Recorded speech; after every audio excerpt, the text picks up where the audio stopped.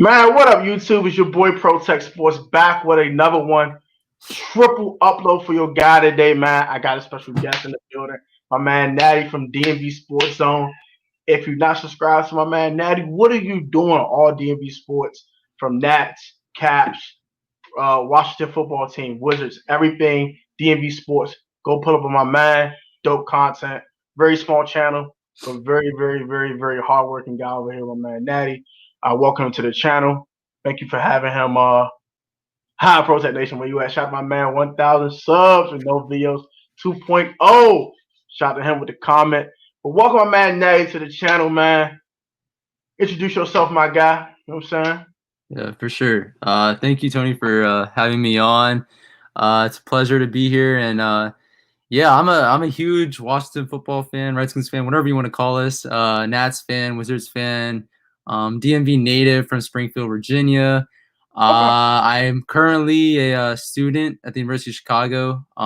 We haven't started classes yet, actually, though, because we are on a quarter system. So, just here making some videos, and yeah, again, great. It's great to be here. I mean, are you in Chicago right now, or like, you're just doing No. I'm in Springfield right now, but okay, cool. I should be heading back in like 2.5 weeks. Okay. Respect, man. A college student, man. He on his grind, bro. He a college student. He a YouTuber. Go subscribe to my man before we start anything, man.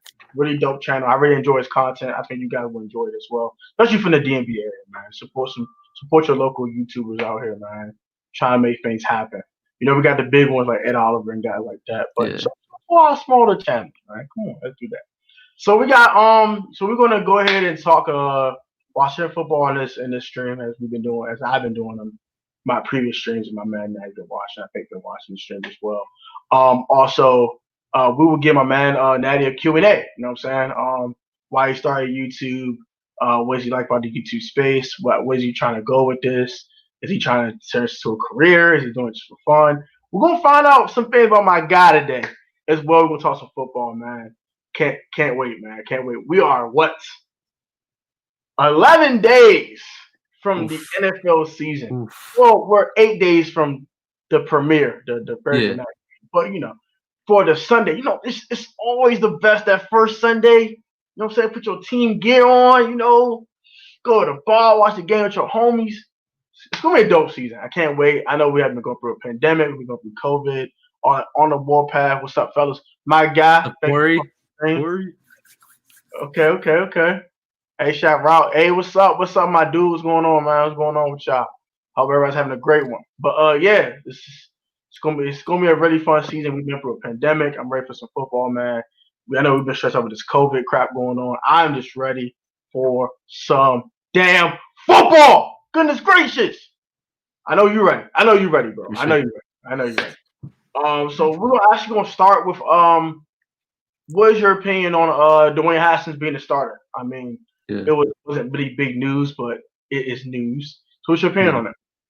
Yeah, I mean, I talked about this in a video I just uploaded before this stream, but man, like you said, it's big news. It's not unexpected, right? I think many of us thought that Dwayne was going to be the starter going in the offseason and stuff, but I know there's some people out there who thought Kyle Allen, right, could possibly be the starter just because he has that experience in Carolina with Ron Rivera and Scott Turner and stuff. But I always was a Dwayne Haskins guy, and I'm not like many people who think automatically, oh, Dwayne Haskins is going to be the quarterback of the future. Like, we know that by now. No, I personally don't think that we do, but I think Dwayne will have the opportunity this season to sort of allow us to, know if he's going to be that quarterback for us for the foreseeable future, or if he's just going to be a one-year thing in DC. So, but yeah, again, not unexpected, but yeah, still big.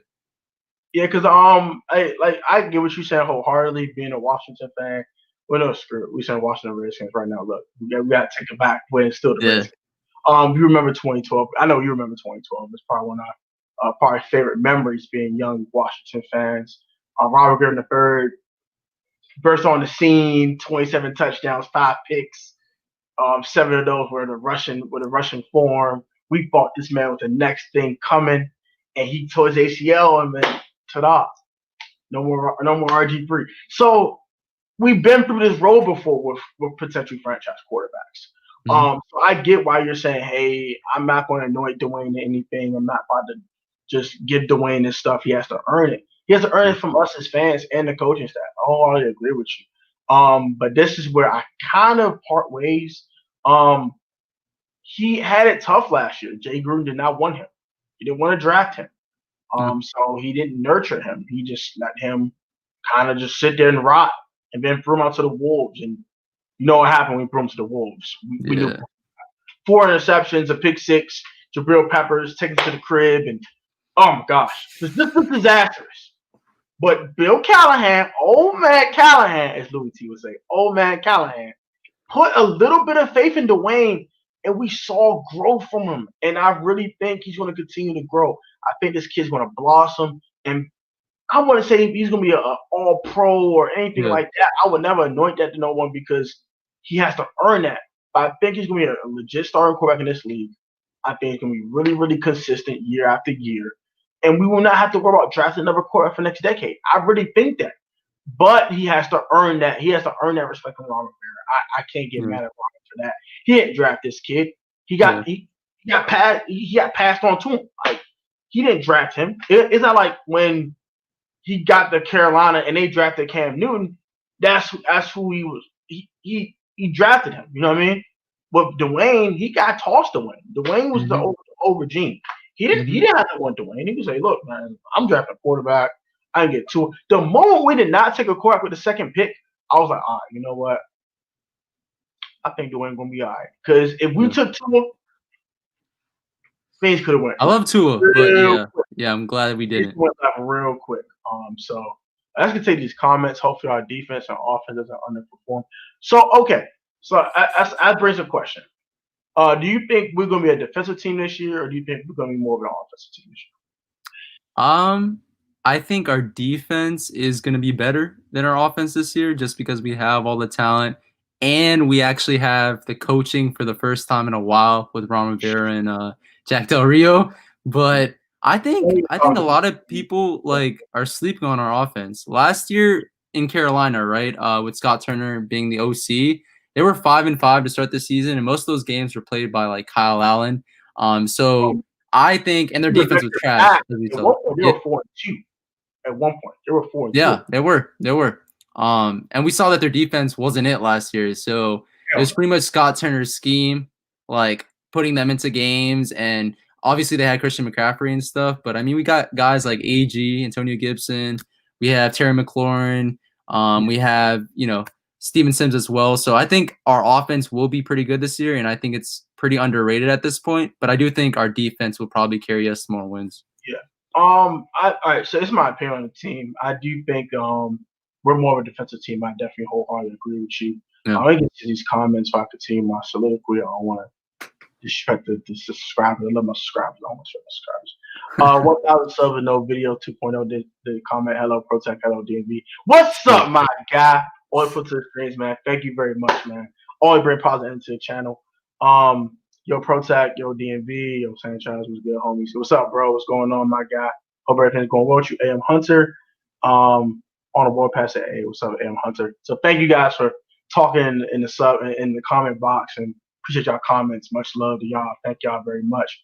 But I do agree with you, DMVSportsZone. I do think that we are a defensive-led team first, but I do think our offense is extremely slept on, and I do think our offense will blossom as the season goes along. But I do think the first 4 to 6 weeks, we are much more of a defensive team.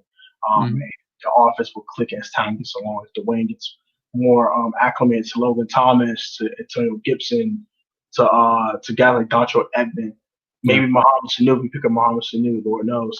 But as he gets used to his new guys, as the offense gets catered to what Dwayne does well, I think the offense is going to be very extremely stripped up on. You saw what happened with Kevin O'Connell as he really got to Dwayne does well. They start scoring points. Terry McLaurin's getting the end zone. Steven Sims was getting the end zone. The run game was solid. The run turned to play action fake, easy completions. It started to snowball a bit. We should have beat the Giants in that pre-finale game. We should have beat the Yeah. Giants. We put 35 on them. We should have beat them. But hey, I'm kind of glad we lost. We got Chase Young. So I mean, Yeah. Everything turned out good in the end. With that. But let's get these other comments. What's your protection for the Washington football team? Predictions and ceiling. We'll get to that one second. Defense rules, capital punishment 2.0, 80 style. Yeah, I no doubt it is 2020, so you have to score points. But I think our defense should be the catalyst most of the season. I do think the catalyst should be a huge thing. Second is a question mark, but I do think the defense should definitely carry our team.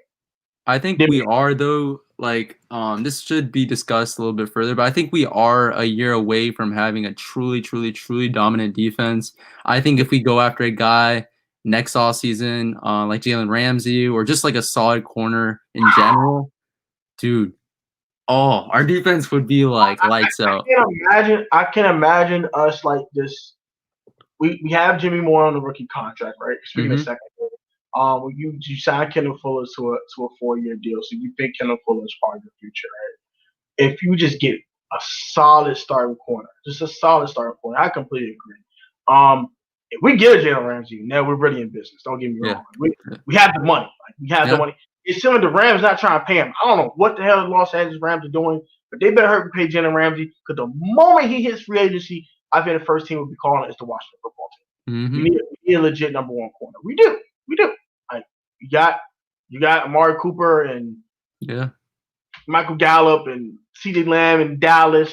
You got Deshaun Jackson, Alshon Jeffrey, Jalen Reagor. Even Jalen Reagor will be out for a little while with his injury.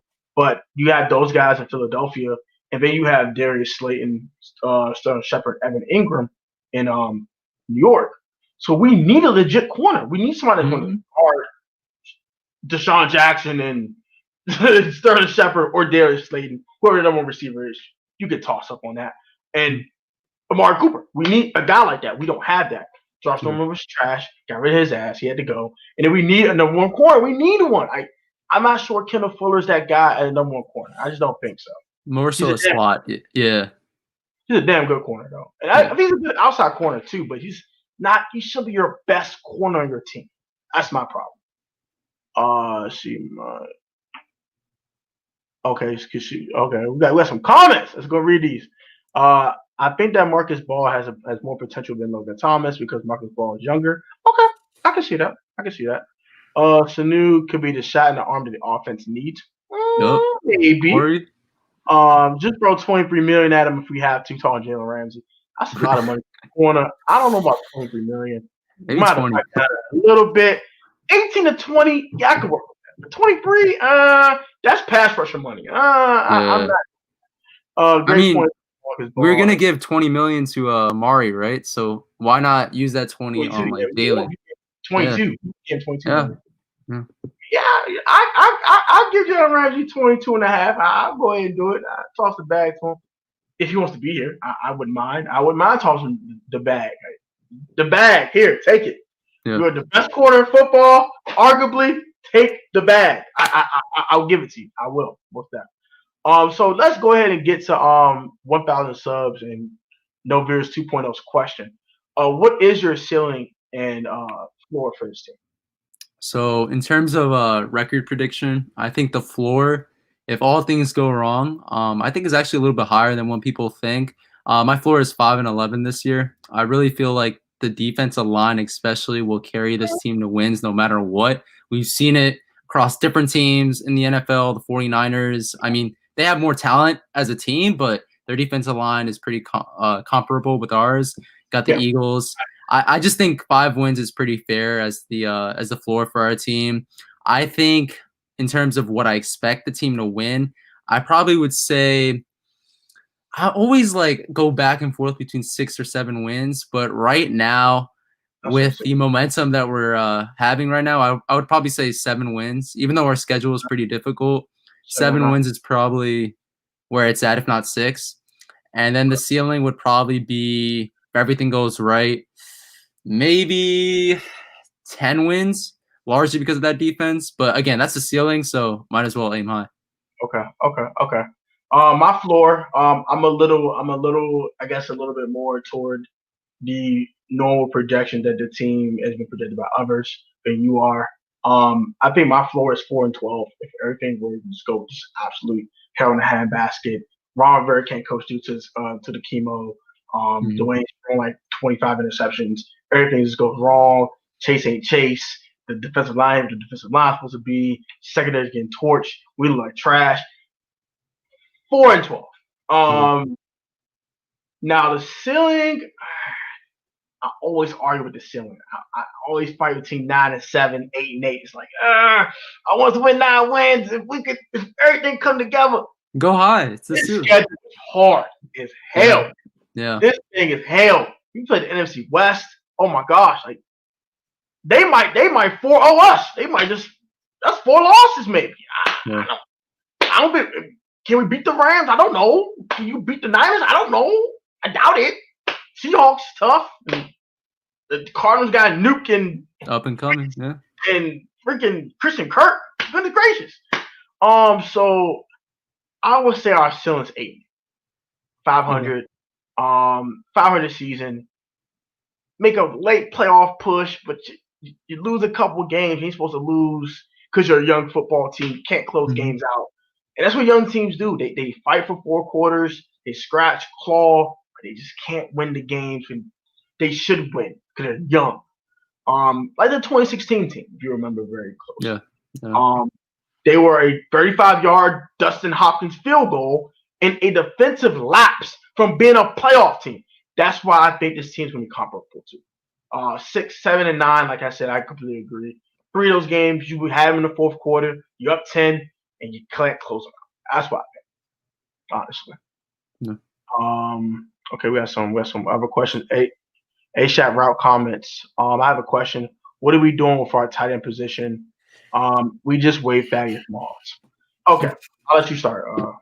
Yeah, our tight end position is a mess. It really is. I still don't understand how we went into this training camp with the tight end position being what it is right now. I do think Logan Thomas, though, may be that Eric Flowers type of player for us this year, and that like we're expecting nothing out of him come like training camp and stuff, but he turns out to give us like solid production actually. So I think Logan Thomas will probably be the starter. Marcus Baugh, I've been hearing a lot, like in camp, has been playing pretty well and practices and stuff. So he might be our backup. Maybe throw in Hale Henches, but I had high hopes like for Thaddeus too. I don't think Hale Henches makes the roster from our week. I think he might get stashed in my practice squad. But I peel on the tight end position is exactly what I think. You hit on the nose. What the hell are they doing? I don't know what the hell they're doing. I get the whole Thad Moss situation because he hasn't been healthy. I wholeheartedly understand that. He hasn't played, he hasn't practiced. Had high hopes though for getting him at that point. He was not going to get claimed on waivers anyway. Go ahead and stash him on IR. See if he recovers for the end of the season. See what he has toward the end of the season if we're well contention or not. As for the rest of the tight ends, I do like Logan Thomas. I did see some good things from him. He said he's a really good rapport. Dwayne Haskins. I do like what I've been hearing about Logan Thomas. Marcus Ball has been decent from what I've heard. Mr. Sprinkle me, bitch. Sprinkle stick him on his hands. That's what I need. Sprinkle stick him on his hands because he'll do every. I don't mean to rant. I'm 15 seconds. Yeah. Jeremy Sprinkle as a receiving tight end does everything correct, but catch the damn football. Everything. From running the route, creating separation, getting open, everything is precisely correct from Jeremy Sprinkle. That is no problem from him. Them damn hands are trash. They're trash. They're just awful. It's just, oh my gosh. Like, you saw the Carolina game, I think it was like a 3-10. He was wide. The linebackers here and Jeremy Sprinkle was here. So you got about a yard and a half of separation between them two. He is wide open. Drops the pass. Just drops it. Just drops these. Just easy catch, easy pitch and catch, easy first down, drops. The Giants game when he threw the pick six, he has separation. Drops the pass to Brooke Peppers, catches it for a pick six. Like, come on. It's just annoying. Like, Jeremy Sprinkle to me is like the ultimate enigma of a decent tight end. Like, for sure. My boy Chris is hilarious. He said, "That's super tough." we watched a lot of Soul Illuminati videos, and he's like, Oh, "That's tough, man. yeah, That's yeah, yeah. tough." Yeah, Jeremy Sprinkle, that is tough. I ain't gonna lie, that's super tough. Not even gonna hold you. So let's go ahead. I guess we can start asking some questions now. Actually, we're gonna present the starters. So, who are your starters on? Let's start with the defense because that's the catalyst of the team. It's gonna be your. So yeah, with the defense, I would probably say let's start with like the line. I would say Chase Young and Montez Sweat will likely man like the edges, and then Jonathan Allen and Deron Payne will be like the starting defensive tackles for us. But Matt Ioannidis would probably be like rolled in on like pass rushing down, so maybe like third down and stuff. And then at linebacker, I think Cole Holcomb will be our starting strong side linebacker just because like he's a better run stopper than pass coverage guy. And then John Bostic will probably be the Mike linebacker just because he has the most experience there. And but Kevin Pierre-Louis, he's had a great camp. Maybe he could like sort of play that role a little bit as the season progresses. Who knows? And then Thomas Davis, probably the weak side linebacker because again, he has the veteran leadership, the veteran presence, and he's a better pass coverage guy than like a lot of linebackers that we have on our team right now. Reuben Foster was someone who I thought would have a resurgence with us and possibly be that stud on our defense, but I mean, he's been injured. I heard that he hasn't fully come back from his injuries, so I don't know. Man, now he's the facts over here, folks. Yeah, it's tough. It's tough, but so those are my linebackers right now. Cornerbacks, Kendall Fuller, he's been missing several practices as of now, and I mentioned this in my last video, but like that's kind of becoming concerning, right? Because you've got a guy who we dished out $40 million for, and he's missing several practices, a string of practices. He's supposed to be a key guy in our secondary, but I still think he will be the starter in week 1.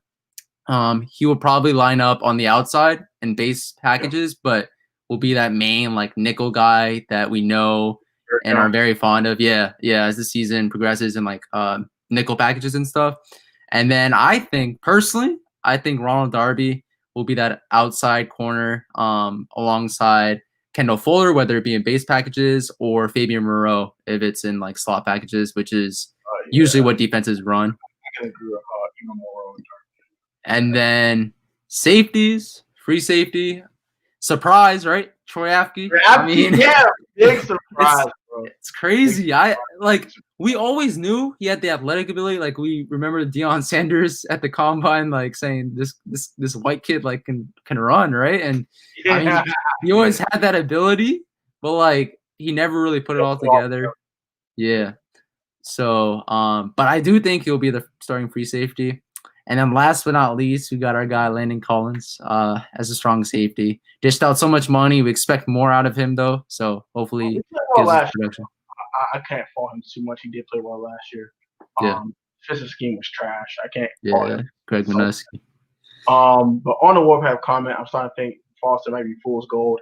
Yeah, it's starting to seem that he just can't get healthy. And he just can't produce it the way he used to.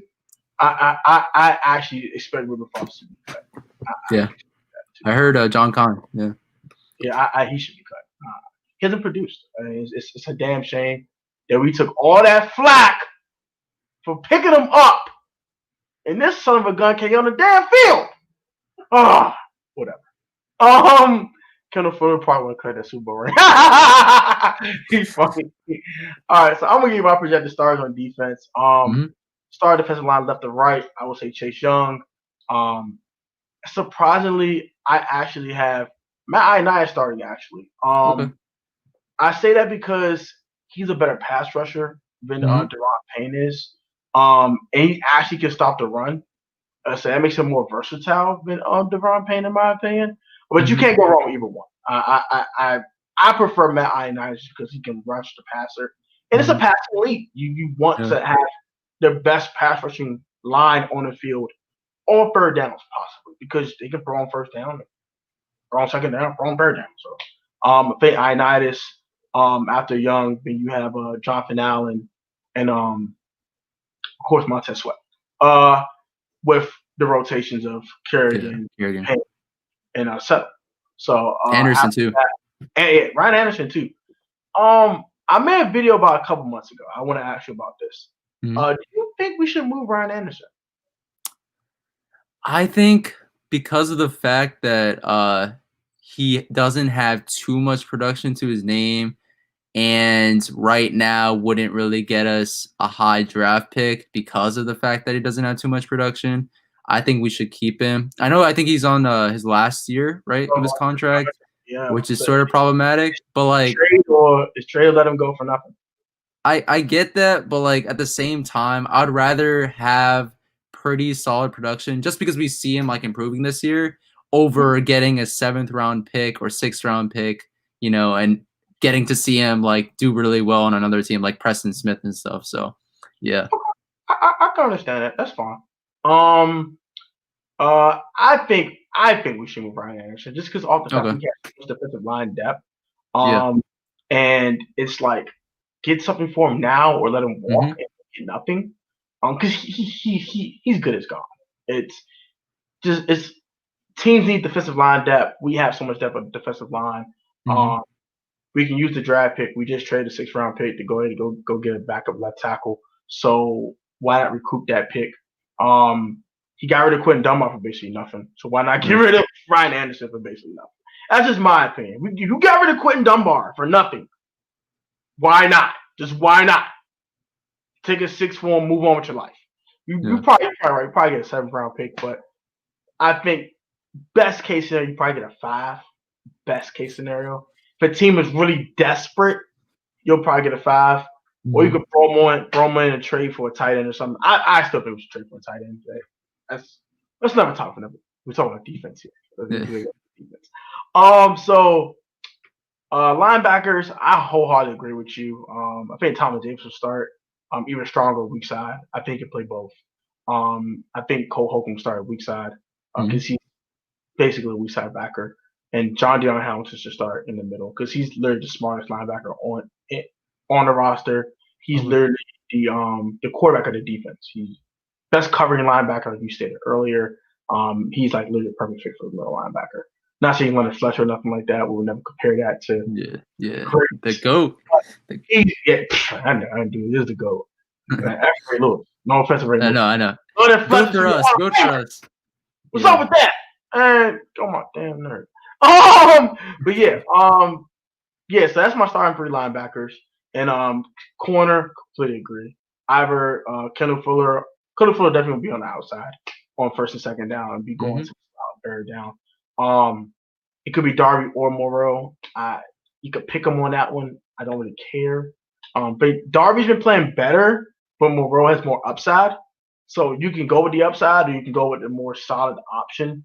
I think starting the season you will probably go with Darby, off the fact he's more of a solid option. He's been covering Terry McLaurin at practice and been looking solid. He's been strapping everyone else.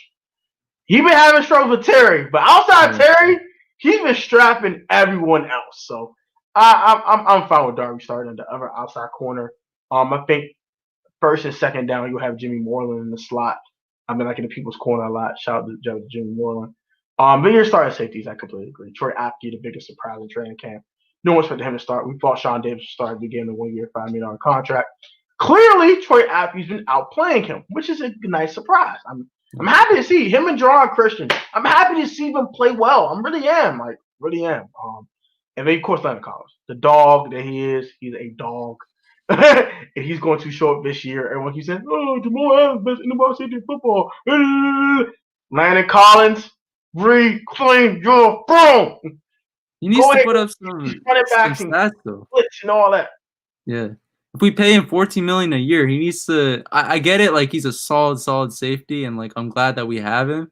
But at the same time, we're giving him $14 million a year. He needs to like at least give us a couple picks and like give us some more tackle for losses. Like you know what I mean? Like I think with Landon, if you get 100 tackles from him, a sack and a half, a couple forced fumbles and interception, that's a very solid season for a in the box safety. That's actually an elite season because he's tackling everywhere, he's making plays everywhere, he's forcing turnovers.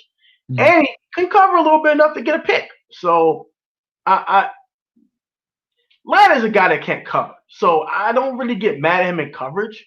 But you better go blitz that damn quarterback on third down and get a sack or force a sack fumble or something. Like, we should be blitzing anyway, but just hypothetically, you have to. If you're facing an elite offensive line to where your front four can't go get the quarterback, Landon Collins should be enough. You shouldn't blitz. No more than Landon Collins, and Landon Collins should get home. So I completely agree with you. He should be more productive. Let's get some of these comments. My back, I was eating dinner. Thank you, bro. Thank you for coming back. We didn't hear your predictions because I was eating my dinner. Well, we have predictions. We gave our ceiling and floor.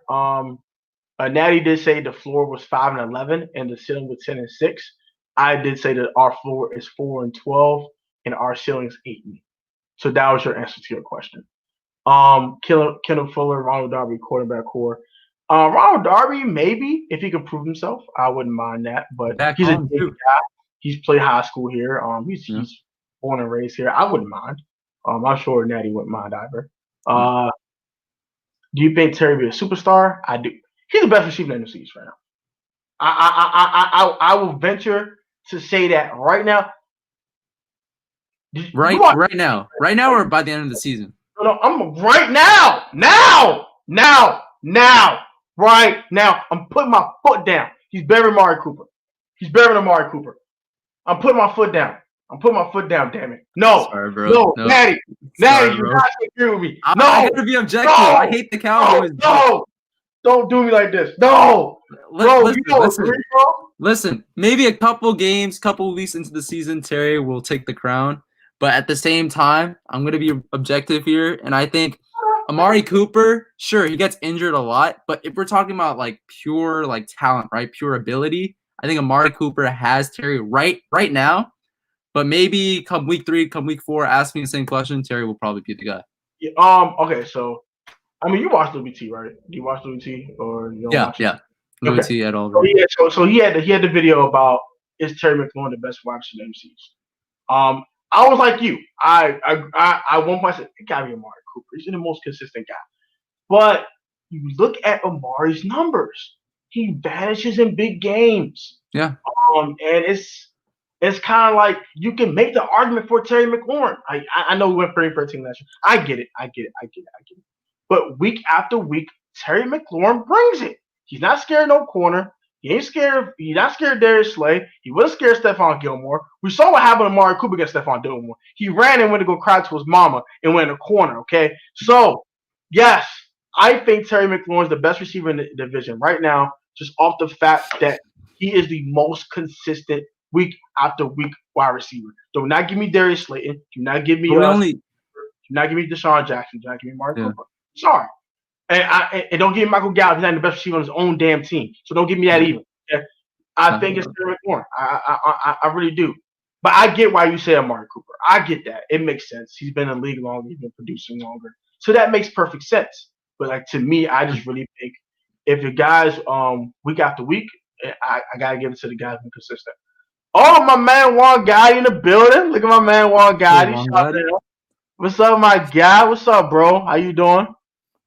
Stevie Sims would probably bully Logan Ryan. For sure. Man, he's too old, man. The man's too old, Slim. Stevie Sims about to give him the AI crossover in football form. Break that man ankles. Help me! I'm wide open. Thank you. On third down was a 4-way go. Logan Ryan, you want no smoke, my boy, man. You want no smoker, bro. He about to give it to you both games. I think he's probably the biggest receiver in both games. Logan Ryan can't check him. I think Bradbury can probably take Terry and not neutralize him. I think Bradbury's overrated. Bradbury's a good corner. I think Bradbury's better than Slay. Slay be getting his ass cooked. Then Darius Slay be getting his ass cooked, bro. Darius Slay be getting cooked, bro. Darius Slay better for turnovers. He be getting smoked, bro. I think, if this makes sense, I think Darius Slay is overrated. I don't think he's a top 5 corner like people make him out to be. But at the same time, I also think Logan Ryan isn't as good as Darius Slay, if that makes sense. So I think Logan Ryan is pretty solid, but at the same time, he gets beat in coverage a lot. Like I don't know how many touchdowns he gave up last year. I think it was like 5 or 6. Like that's too many for a guy who a lot of people think is like top 10, who Madden rates as like an 87 or something like that. So I think he's solid, but yeah, I think he's definitely capable of getting beat by Terry and even Steven Sims. Oh, you talk Slay or Logan Ryan. You talk Slay or Ryan? No, Slay is the guy who I think is a solid corner, but I think like he is slightly overrated. I think Logan, yeah. I think Logan Ryan isn't too far off though. Yeah, not too far off. I agree. I think my thing with Logan Ryan is he's not the best outside corner. He's definitely best in the slot. And Slay can play everywhere. My thing with Slay though, Slay be getting cooked. Yeah, we saw that. He gets deep fried sometimes. And I ain't talking about just elite receivers either. I'm talking about some mediocre starting wide receivers be putting some work on him. So I bet Slay's a little overrated too. I'm glad we did the plunge for Darius Slay. I'm glad the Eagles did it. The Eagles always say they're doing plunge for corners and they never work out. But we never know. Slay could work out for them and he could be an all-pro corner and we gotta shut him out. But I just don't. It's not gonna happen. I just don't. I just now. Whoa. On the warpath. Whoa. I don't think it would be that bad. Yeah. Time out. Josh Norman in 2019 was horrific. It was a horror movie that just would not get off repeat. It's like every week horror movie. Josh Norman gets burned again. Norman gets burned again. Norman, stop! I can't watch this no more. Help me! It was just terrible. Don't do that. Okay. It would not be that bad. A.M. Hunter comments, our defensive scheme was whack as fudge. Yeah. For the personnel we have, that's why Collins didn't boogie the defensive. Yeah, I can agree with that. Terry C is those Joker theory. I definitely see it, man. Yeah. What are your thoughts on Antonio Gandy Golden? Do you think he will have a prominent role by the end of the season, or do you think they're going to take it slow with him throughout the whole season? I think it's super tough just because like we've had the short off season and like I think rookies across the league are sort of like put at a disadvantage because of that. So like you said, I think they're gonna ease him into the offense and I think he'll have a bigger role as the season progresses and then like eventually be that wide receiver 2 for us. But I think Inman will be like that starter and AGG, coming out of a small school in Liberty around the area and stuff, and I'm rooting for him. He has all the ability. A lot of people are even comparing him to like Josh Doxson, but someone who could actually like run better routes and like gets better separation and stuff. So, which I can see. Yeah. So I'm looking forward to seeing him. Yeah, I'm rooting for Antonio Gandy Golden too. I'm rooting for AGG. My boy Alpha Jallo, he played with him at Liberty. Shoot, they're really close. So they know AGG kind of personally. So and they know Ronald Darby personally too. So I'm rooting for Ronald Darby and AGG all the way, man. I really think he has a bunch of talent. I do like AGG. His catch rate is ridiculous. His hands are ridiculous. He's been dropping some balls at camp now. You better stop doing that. But I like what he's doing. Even Sims too. You can't teach 6'4", and you can't teach jumping ability like that, and you can't teach hands like that. You just can't teach those things. So I think off of that, he'll get some snaps in the red zone. Strong fade. Like just like in 2015, just throw Jordan Reed a slant. 2020, throw Antonio Gandy Golden a fade, and you will have a touchdown. Okay, you can't teach 6'4". Yeah. He want to bully Slay, get out my way, give me the ball. That's it. Like that's it. So I think Antonio Gandy Golden gonna be a red zone guy start the season. I think he might have the most touchdowns upon everyone on the team because you just fade. Like, you just throw him a fade. Like, I think Terry still has it. Fade. It's probably Terry, but sleeper. Just watch. Okay. We watch his stream again like 3 or 4 months later. It's like, hey, ProTech had a point there. I think he can have 5-6 touchdowns just getting thrown a fade. I really do. Like, because you remember 2012, Santana Moss had a big season. He had like 23 catches for 400 some odd yards. But he had 7 touchdowns. Why? Because you just threw him out route in the red zone. Or threw him a bomb. Is it good? You do that with the time getting going from a bomb. Sprung bombs. He'll go get it. Whatever. Throw a fade in the red zone. He'll just go get it. Who cares? If it's a pick, it's a pick. But he's 6'4". Just go get it. Yeah. I think let's keep it simple with him, and I think he'll be fine. That's a good question. I'm looking at the whole body of work, bro. No one was very average for us. LOL. That's fair. I really disagree. If you compare him to, all right, the first year we signed was that 2016. The year we should have made the playoffs. Mm-hmm. He was actually pretty good. 2017, he was pretty good. After that, Houston, we had a problem. So I think he was definitely above average, but he definitely was not with them. I would totally agree. Above average, probably a top 14 corner in football, 13, somewhere around there. But was not worth top corner money. That first year, he was worth it. He was strapping everybody. No one was not burning drops on that first year. I don't know what happened to him after that first year. That first year, he was worth the money. He was strapping AB. He like, AB, no. Not in my house. No, sir. You said Kenny Galladay? No, sir. Not in his house. You? Not in his house. No. Not catching me slipping. No. I'm Josh effing Norman. Don't play with me. After that, it's like, okay, Josh. Okay, Josh. But, Josh, you work. Josh, horrible. But at the same time, though, like I get Corey's point there because, like, one, we signed them like both at the same age, right? I think 29 for Darius Slay and 29 for Josh Norman. They're, getting up there in age. They have a lot of experience, but don't have too many years of like high-end production left. So I can kind of understand that. I think Slay will be solid at least these next 2 seasons, but who knows after that? So I kind of get where Corey's coming from again. You gave him a 5-year contract, only that 4-year contract. So yeah. It could go sour real quick for the Eagles, in my opinion, with Darius Slay. But I think this year will be really good. I think next year will be really good. But I completely agree. He's definitely on track for a fall off. I wholeheartedly agree. Yeah. His game relies on athleticism. It kind of relies on speed. As his speed decreases, as his athleticism decreases, his production will definitely take a dip.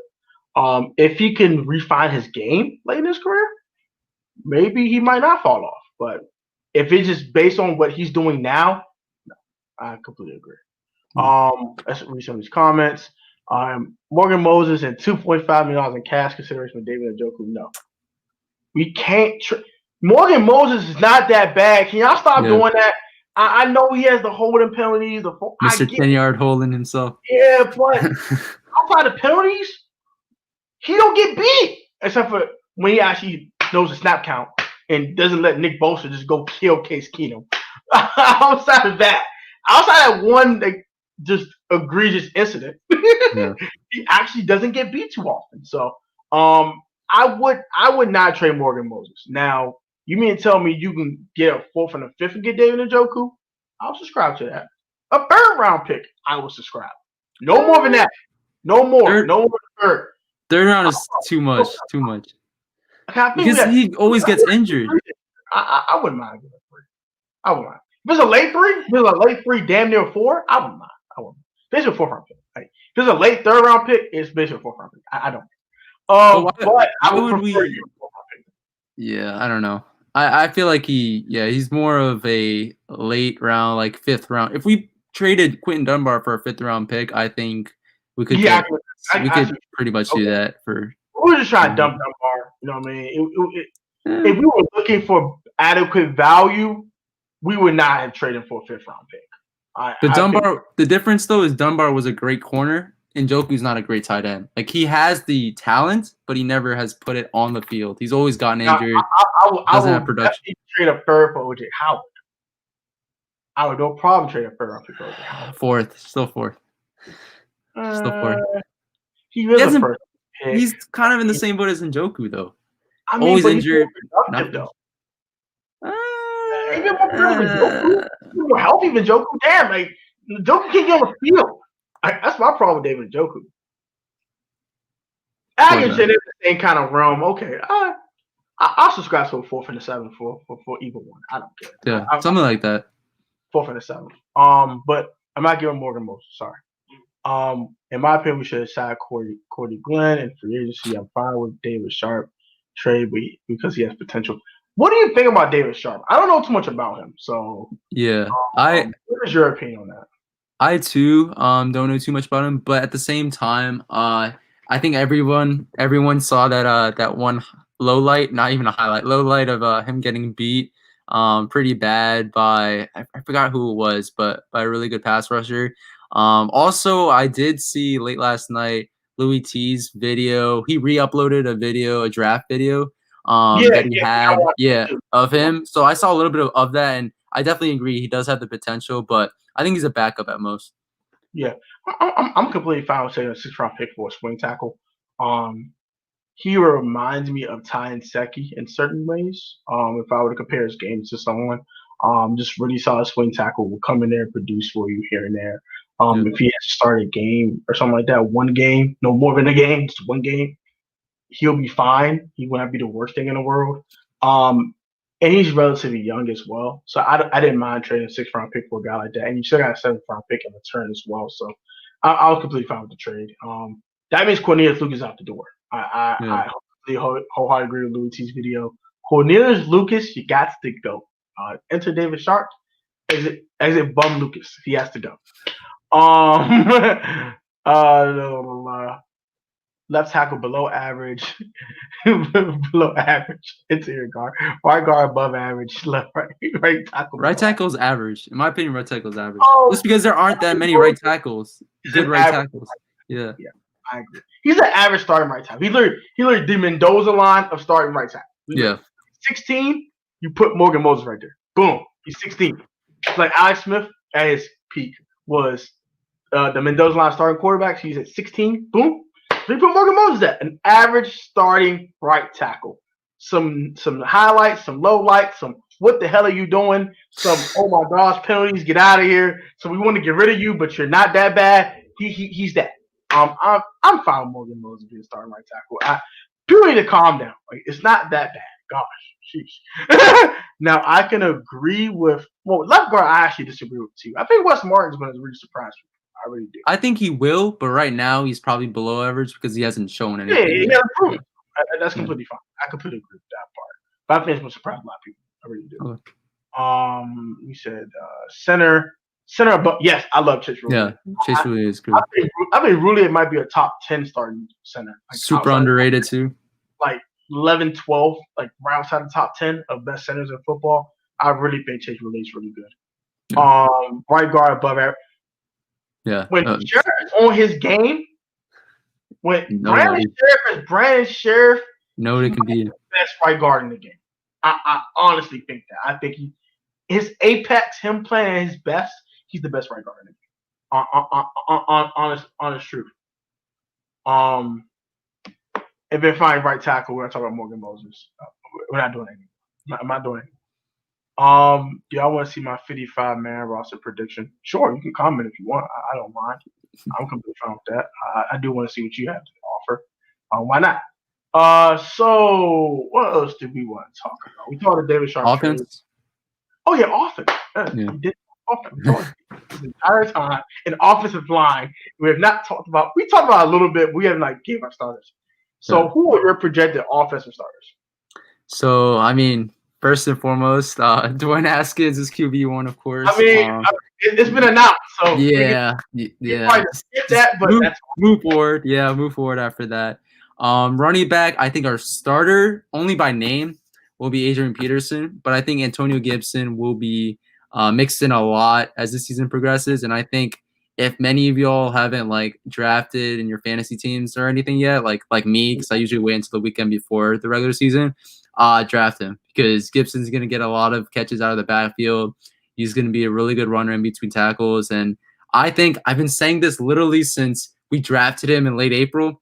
I think he's really an Alvin Kamara type and that he gives you everything. He didn't produce much in college, but in the limited touches that he had, he produced a lot. I think it was 14 touchdowns on 77 touches, something like that, which is absurd. And he was drafted in the late 3rd round like Alvin Kamara. So it's like a perfect match, right? Like it literally, they're pretty much the same player. I can see the comparison between him and Kamara. Yeah. Bro, I'm pissed. My butterfly got the corona. What the She lost a sense of flying. Oh my gosh. Pretty go fan all day. Yo, I love this man, Skins fan. bro. He is Yeah. hysterical. Oh my gosh, bro. He is hilarious. Brandon Sheriff and Quentin Nelson are elite for the trench. I completely agree with that. Yeah. You can argue Quentin Nelson or Brandon Sheriff. Zach Martin too. From Well, the Cowboys. Zach Martin from Oh the yeah, Cowboys. Zach Martin. Yeah, most definitely. You can argue either one of them for the best right guard in football. You can toss it up and just pick one. It's a toss up between them three, but I completely agree. Yeah. And then I guess with offensive linemen, we really did touch on this, but for the left tackle, I think Jerron Christian will be that left tackle for us. He again, like Tarapke, super surprised in this camp, and I really thought he was on the outside looking in terms of like making the roster, and I thought maybe Cornelius Lucas, but probably Sadiq Charles would have manned that spot by now, but obviously they haven't. So I think Jerron Christian will be the left tackle. I think Wes Martin, like you said earlier, will be the left guard, and he'll give us solid production as the season progresses. Chase Roulier, I mean, we already talked about him extensively. Like, he's a really good center, so have him started there. Brandon Sheriff, another guy we just talked about a lot, right guard, and then Morgan Moses, right tackle. You got any thoughts on that? I completely agree. I'm trying to respond to Bernie. I was kidding about that. You say it wasn't funny, so I didn't know. I thought he was kidding. Sorry, Barry fan. I'm sorry, Sean. I'm sorry, Sean. I'm really sorry. I did not know you was dead serious. I thought you were kidding. You come in here and joke all the time, bro. I thought you were not serious. I really did. I'm sorry. It's not funny. I hope. He's laughing now, though. You see? This guy here, man. He don't even joke about joke time whatsoever. But I completely agree with your offensive line starters. Yeah. From left to right, it's kind of the consensus. I definitely completely agree with that. What about wide receiver? Did you get the wide receiver? I think no. Wide receivers, I mean, the guy, right? Scary Terry McLaurin. And then Steven Sims in the slot, who I think is still incredibly slept on across the league.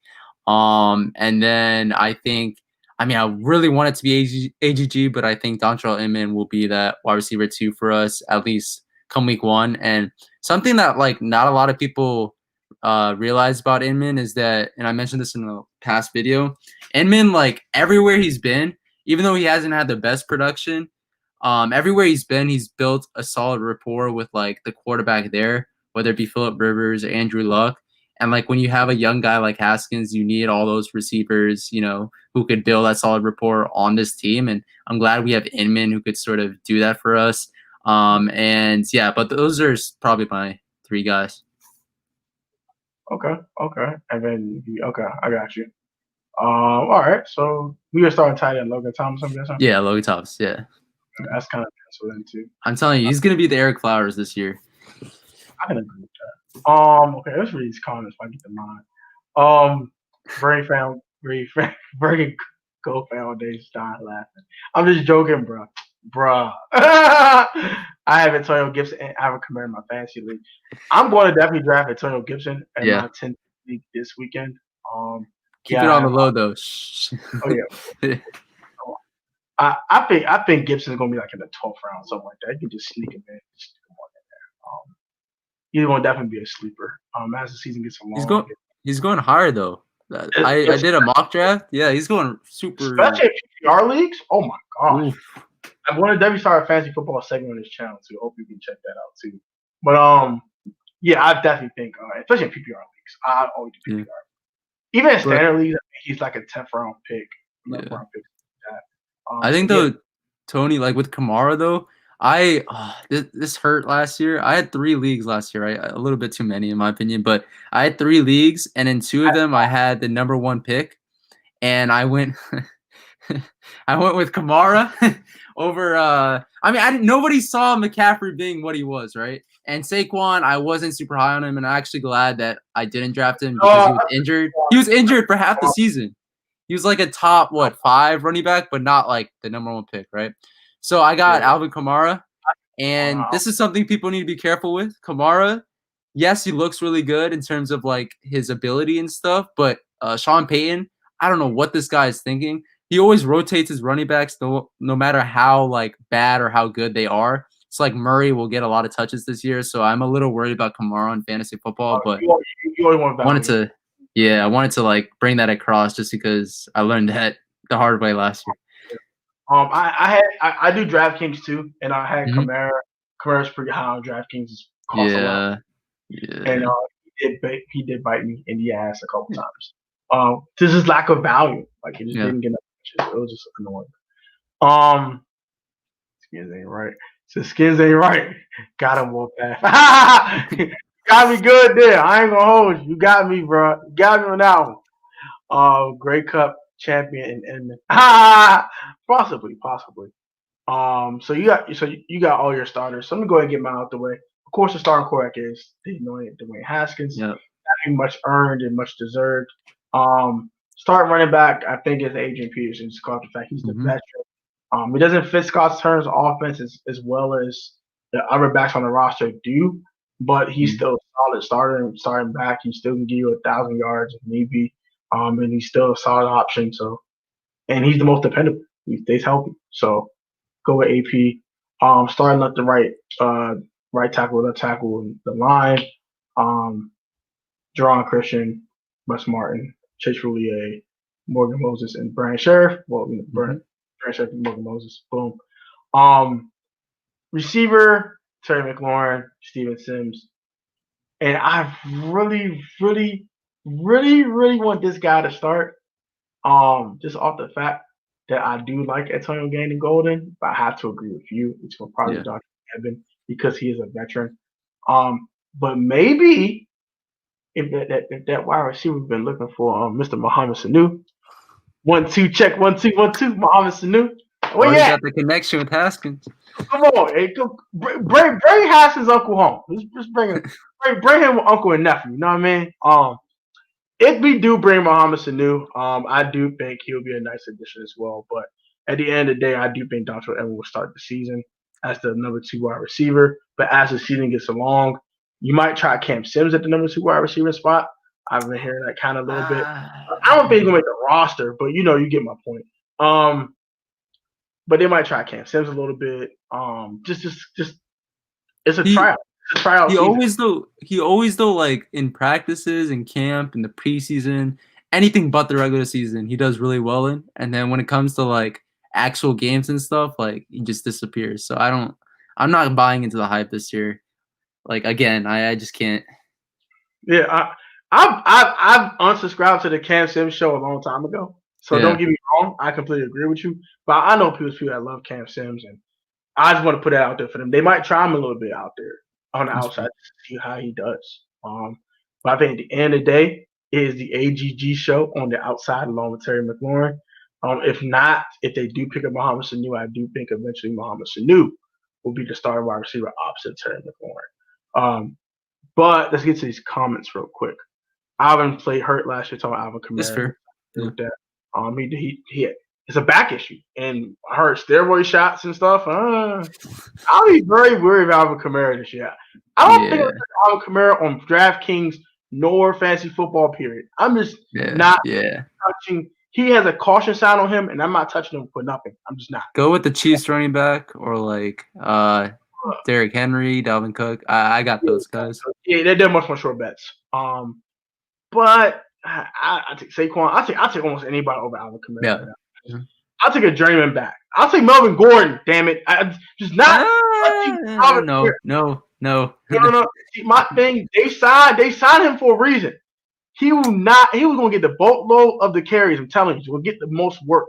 You can book that. He's not. Philip ain't get that much work. I'm sorry. You got Lindsey though. You got Philip Lindsey. But I think Melvin Gordon 1,000-yard runner. Work. But you can go with Derrick Henry. He's a workhorse. You go CMC. Go with the workhorse back for you going anywhere with running back. So, so Terry McLaurin, Antonio Gannon Golden, Steven Sims, Dontrell Edmond, Cam Sims, Isaiah. Do you think Isaiah Wright makes this roster? Let's ask that question. Do you think he makes the roster? I know you don't want to put it out there, but I think Isaiah Wright was someone who I thought would have made the roster before camp, largely because in the last 2 years we've kept an undrafted receiver each one of those 2 years, whether it be Cam Sims 2 years ago or Steven Sims, of course, last year. Now, though, I haven't heard too much out of him in camp. I haven't heard that he's really excelled in camp, and he is a rookie undrafted receiver. So I think we're likely to keep more likely to keep 5 running backs than we are to keep 6 receivers. So I think we'll probably just go with Terry, AGG, Steven Sims, Dontrell Inman, Cam Sims, and then have it there, and then have like 5 running backs. Yeah, I can agree with that. Most of I agree with that. Alex Smith is a starter. Watch my boy Joseph. That's my man. That's my boy. He's a Niners fan, so don't mind him trolling. Alex Smith is not going to start a single game in an NFL setting ever again. You can book that now. He's got not in a Washington uniform anyway. It's not happening. It's not happening. He has a $20 million some odd dollar cap hit if he got hurt again. Hell no. I'm not taking a chance on that. I'm gonna let him sit like that RG3 sit there in 2015 and cut him at the end of the season. Cut our ties, get our free cap space, eat our cap hit, and go about our life. I'm not letting Alex play it down unless it's a kneel down. It's the end of the game. Hey, Alex, go out there and kneel the ball, bro. That's it. That's all you get from me. He's not dropping back in no pocket ever in this team uniform. Never. Hell no. Bring Gold Foundation, give Sanu a try. I completely agree with you.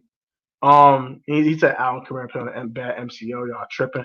He has a back issue now. I'm not touching Alvin Kamara. I am not. Well, not in DraftKings. If Alvin slips to like the 8th round or something, I'd take a flyer. But I'm not touching with a top 4 round pick in the draft. I'm just saying. No. I'm sorry. I don't care. Watch he the better QB. It's on Alex Smith. Oh my gosh. He can't even control his foot. What are you talking about? No. So he's giving out defensive starters and defensive players. Chashawn Down, Nice. Ryan Kerrigan, Montez Sweat, Deron Payne, Tim Settle. I agree with all these guys. Sean Dillon Hamilton, Cole Holcomb, Brian Anderson, Thomas Davis. Khalid Hudson. What do you think about Khalid Hudson? I think Khalid Hudson is another guy that slept on a lot. I think I talked about this in the my draft review video, but I mean, I think you know this too. Like, he was a Swiss Army knife in college. Like, he was playing the Viper role in Michigan, and he was a pass rusher, a guy who is making all the tackles, a guy who's covering like running backs out the backfield. So I think he could really be that guy for us this year, or maybe not this year, but like down the line. And maybe he could give us a Cole Holcomb sign of progression, or a Cole Holcomb type of like, unforeseen production player this year. Who knows? But I think he's definitely a keeper for us. Okay, I agree. I do like Khalid Hudson. I mean, he's a Swiss Army knife. I do like his game a lot. I do think it would translate to the next level. I think it's definitely be very productive for us. And he's going to be a nice steal at the 5th round. I do like him a lot. I completely agree. Kevin Pierre-Louis, and then we got other comments to cornerback. So we completely agree on that. We've already I do not agree with Greg Stroman, though. Really? He's actually good. He's actually cook. On the outside or inside? Outside. Really? I mean, all right. Well, all right. Well, outside. Go back 2 years ago. Remember 2 years ago?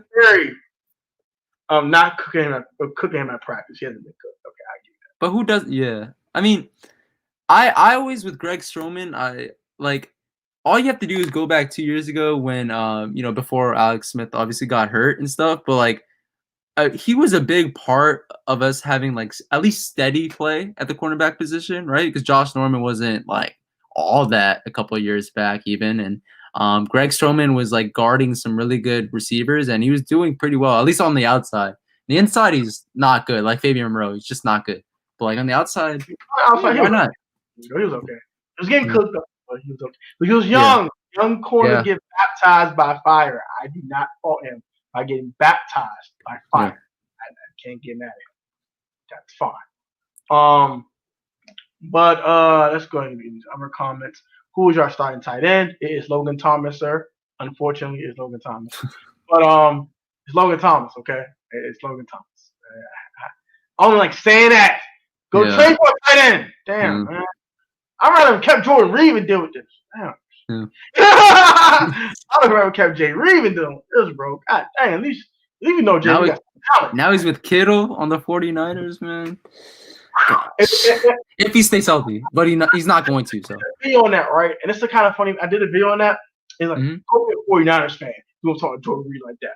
I'm like, dang, bro, I can't say facts. If Jordan Reed is healthy with George Kittle, they're going to be ridiculous. He's going to be one-on-one with linebackers. Do you understand what that means? One-on-one with a linebacker. I don't care if it's Fred Warner. I don't even care if it's Bobby Wagner. They're getting cooked by Jordan Reed. They're going to get they don't get taken to school, okay, bro? I don't care. One-on-one with a linebacker? Imagine that. You have the double Kittle, right? You got Ayuk out there. You get Debo back eventually. He's one-on-one with linebackers. He's going to eat. I might pick up Jordan Reed in fantasy. He's in the 14th round. I'll pick him up. I don't care. I'll take a flyer. I'm telling you now, if he's healthy, he's going to eat. Yeah. I would if you're going with flyers at the tight end position, I would probably go with even though I'm probably not gonna pick him, I would probably go with Gronk over Jordan. Just because I'm taking Jay Reed. Off the fact that I think Gronk has more expectations going into the season because outside of Cameron Brate, like he definitely should be the best tight end on the roster. I mean, we like OJ Howard. Of course, we like OJ Howard, but they like OJ Howard too because they won't trade him unless they won't give him a first round pick. I don't understand that logic, but whatever. I ain't know that. Gronk is going to expect him to make plays inside the 20s and the red zone. They're going to expect him to make plays. He's forward Tom Brady, and they expect him to do things. Jordan Reed is going to this season with no expectations. Multiple concussions, 1 year flyer, got to prove himself. And the fact that the 49ers are going to be able to let him go one-on-one with linebackers, he's going to eat. He's going to eat. He'll get more targets. I think he'll get more targets than Gronk. Because you got to think, you got Mike Evans, you got Chris Godwin, you got Cameron Brate, Ronald Jones might catch some pass for the hell we know. You still got OJ Howard, like I said. They got the little slot kid they like. I forgot his name, but they got too many guys to throw the ball to. Gronk ain't gonna give us so many targets. Jordan Reed will get more targets in San Francisco than Gronk gets in Tampa. That's my opinion. Of course, my Niners fan, my boy Joe, says he's balling in practice right now. Thank you, LOL. Y'all some thieves. Y'all some thieving motherfuckers. Y'all know that? Y'all some thieves. Y'all stole from Trent Williams for basically nothing. Yep. I'm so pissed about that. Bro, he's balling in camp too. We had to. He wasn't going to play that like that. It had to happen.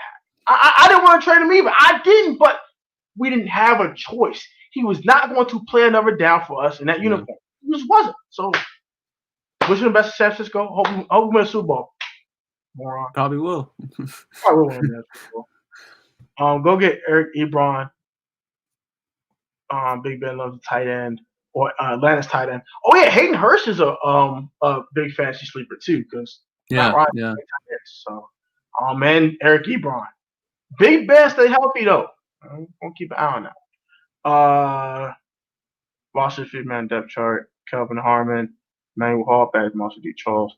Ruben Foster. I think Ruben Foster getting cut. So, we ain't going to talk about that. Really? I don't know. He'll get cut. I think he's probably. I mean, it's so tough. They're either like, IR or they're going to cut him. He's not making a roster. He can't even stay on the field enough to do anything. Yeah. So what are you going to do? You're going to stash him. You're going to stash him on IR, or you're going to. I think we're probably going to stash him. I think they're probably going to stash him. I'm giving him a. It's been 2 years. I don't know if I did him with no more. Just let it be someone else's problem. I'm tired of it. Just cut his ass. I'm tired. I'm tired of players who can't stay healthy. I love Jordan Reed, but he couldn't stay healthy here. He had to go. Same Ruben Foster. You can't play. You're a waste of time. The best ability is availability. You're not available. Get out of here. Go somewhere else. And wish you the best. You ain't played a single down my uniform, so I'm not going to miss you. Okay? Bye.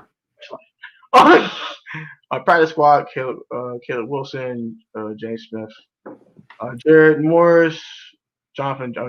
Jonathan Johnson. I agree with that one.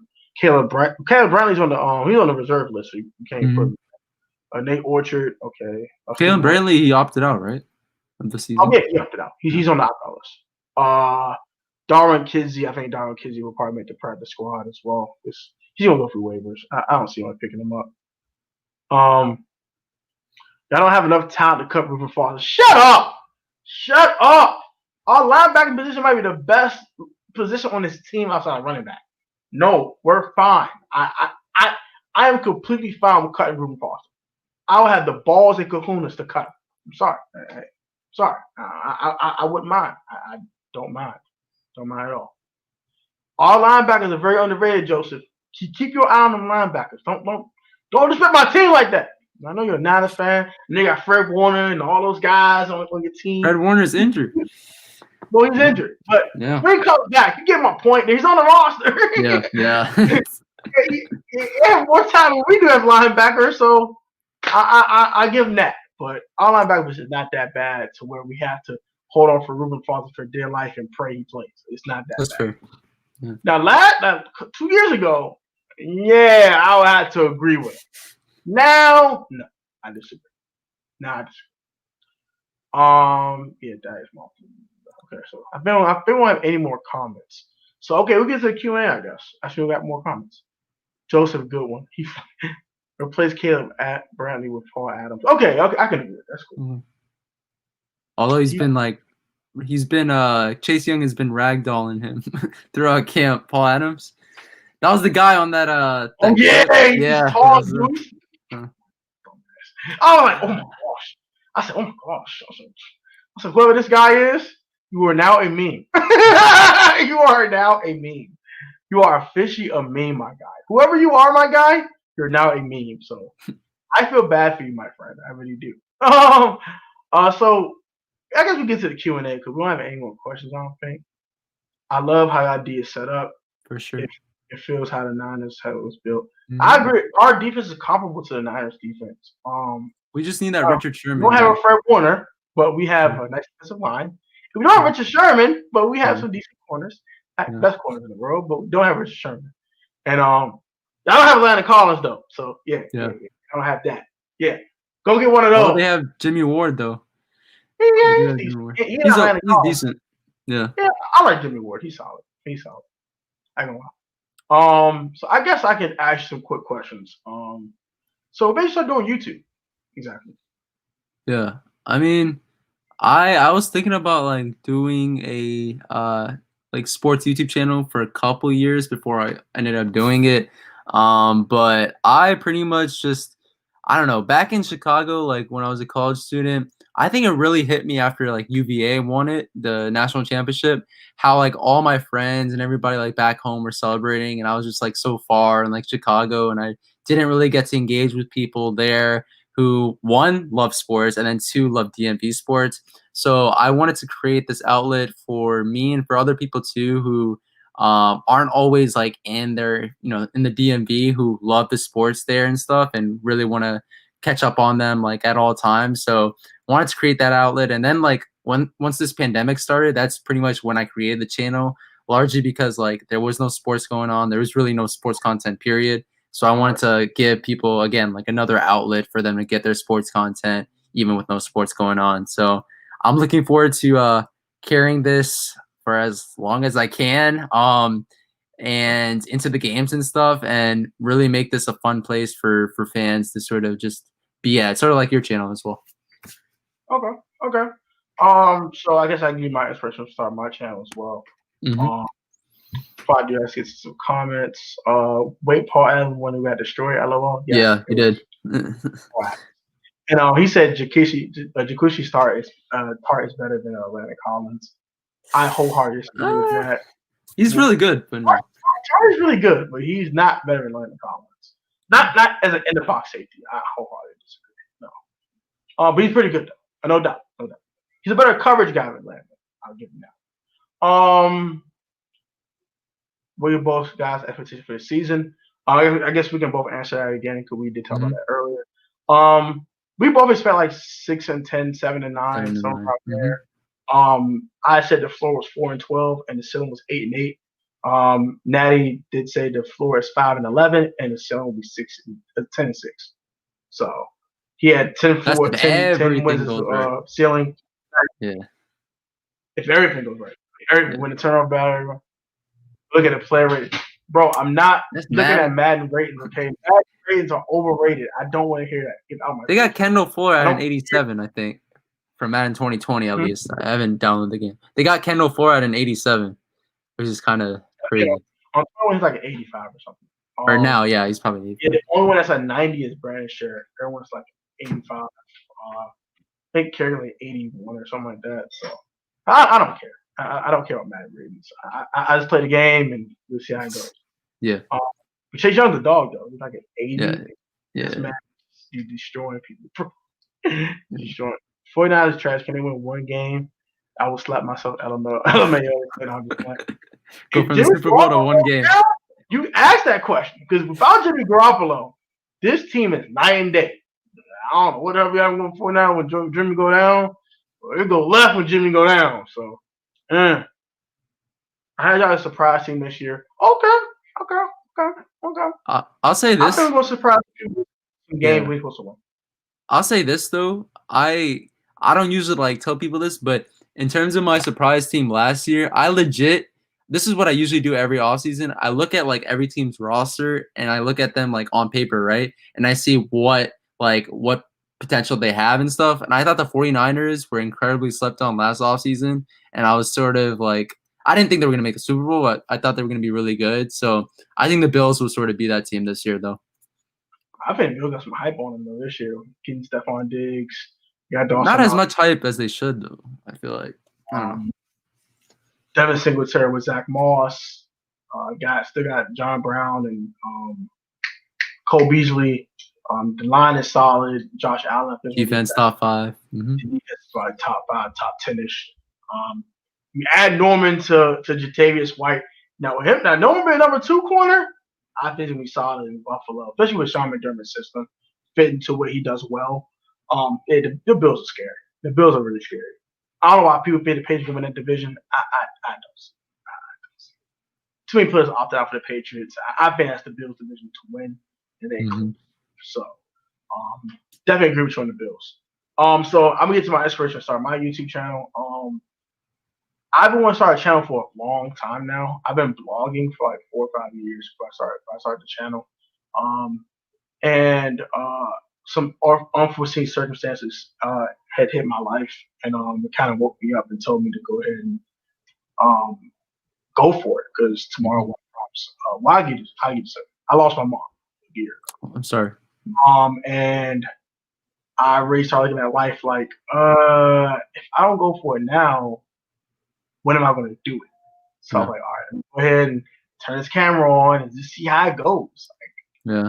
Lord knows what would happen. You know what I mean? I could blow up and have 100K subscribers, or I can just do it for fun and do it for the love.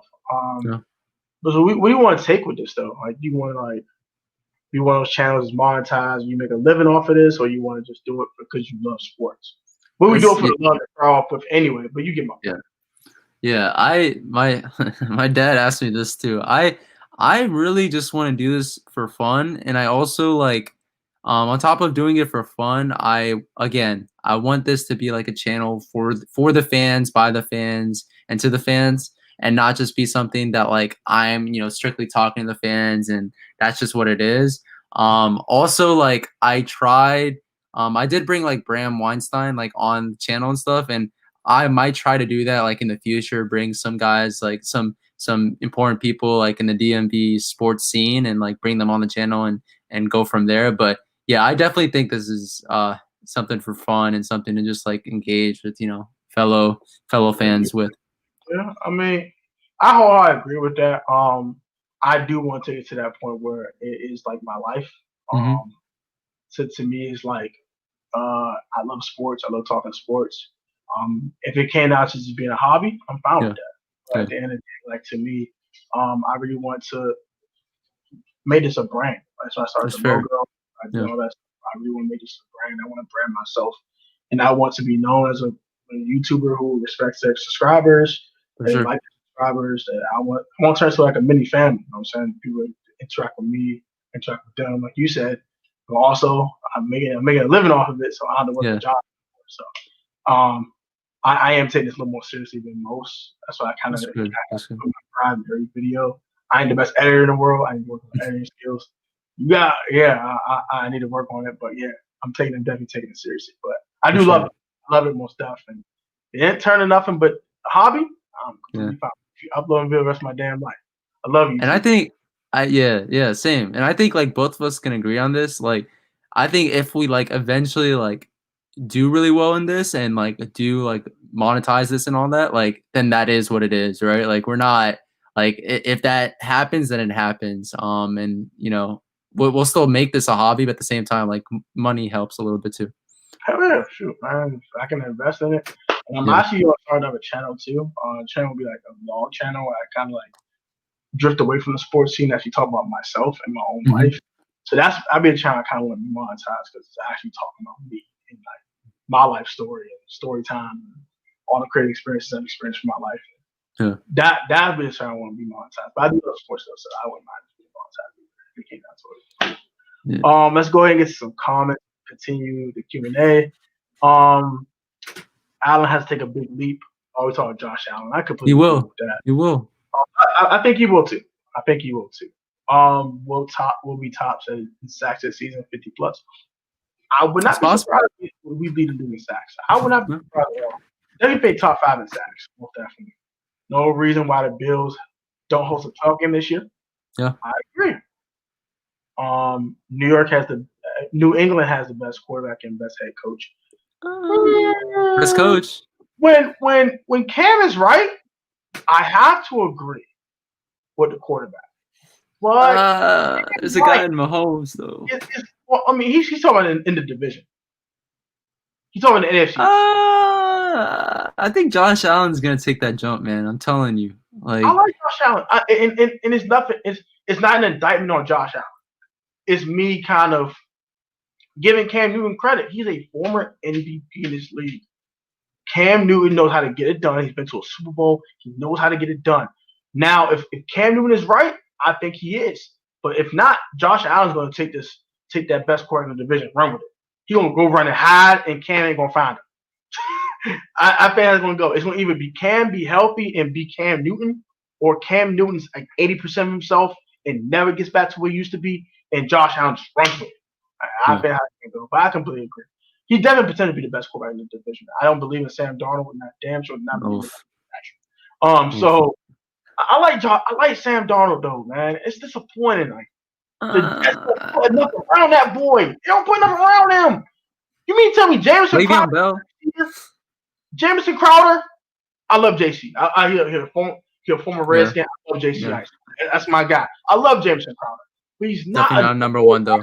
God, you let Robbie Anderson walk for nothing? Are you serious? Le'Veon Bell's a shell of himself, and you think that your team the coach doesn't want him. That's like Jay Gruden and Dwayne Haskins last year. It's crazy. All right. Oh gosh, Adam Gase is trash. I'm not doing it. I'm done. Y'all both doing it right. Keep growing. Thank you, man. Appreciate that, Corey. My guy. Thank you, Corey. Appreciate you. Appreciate you, man. Cam's is his worst enemy. Cam's his worst enemy. Possibly. I think Cam's been humbled. I do think Cam's been humbled by him being let go by Carolina. It had to hurt.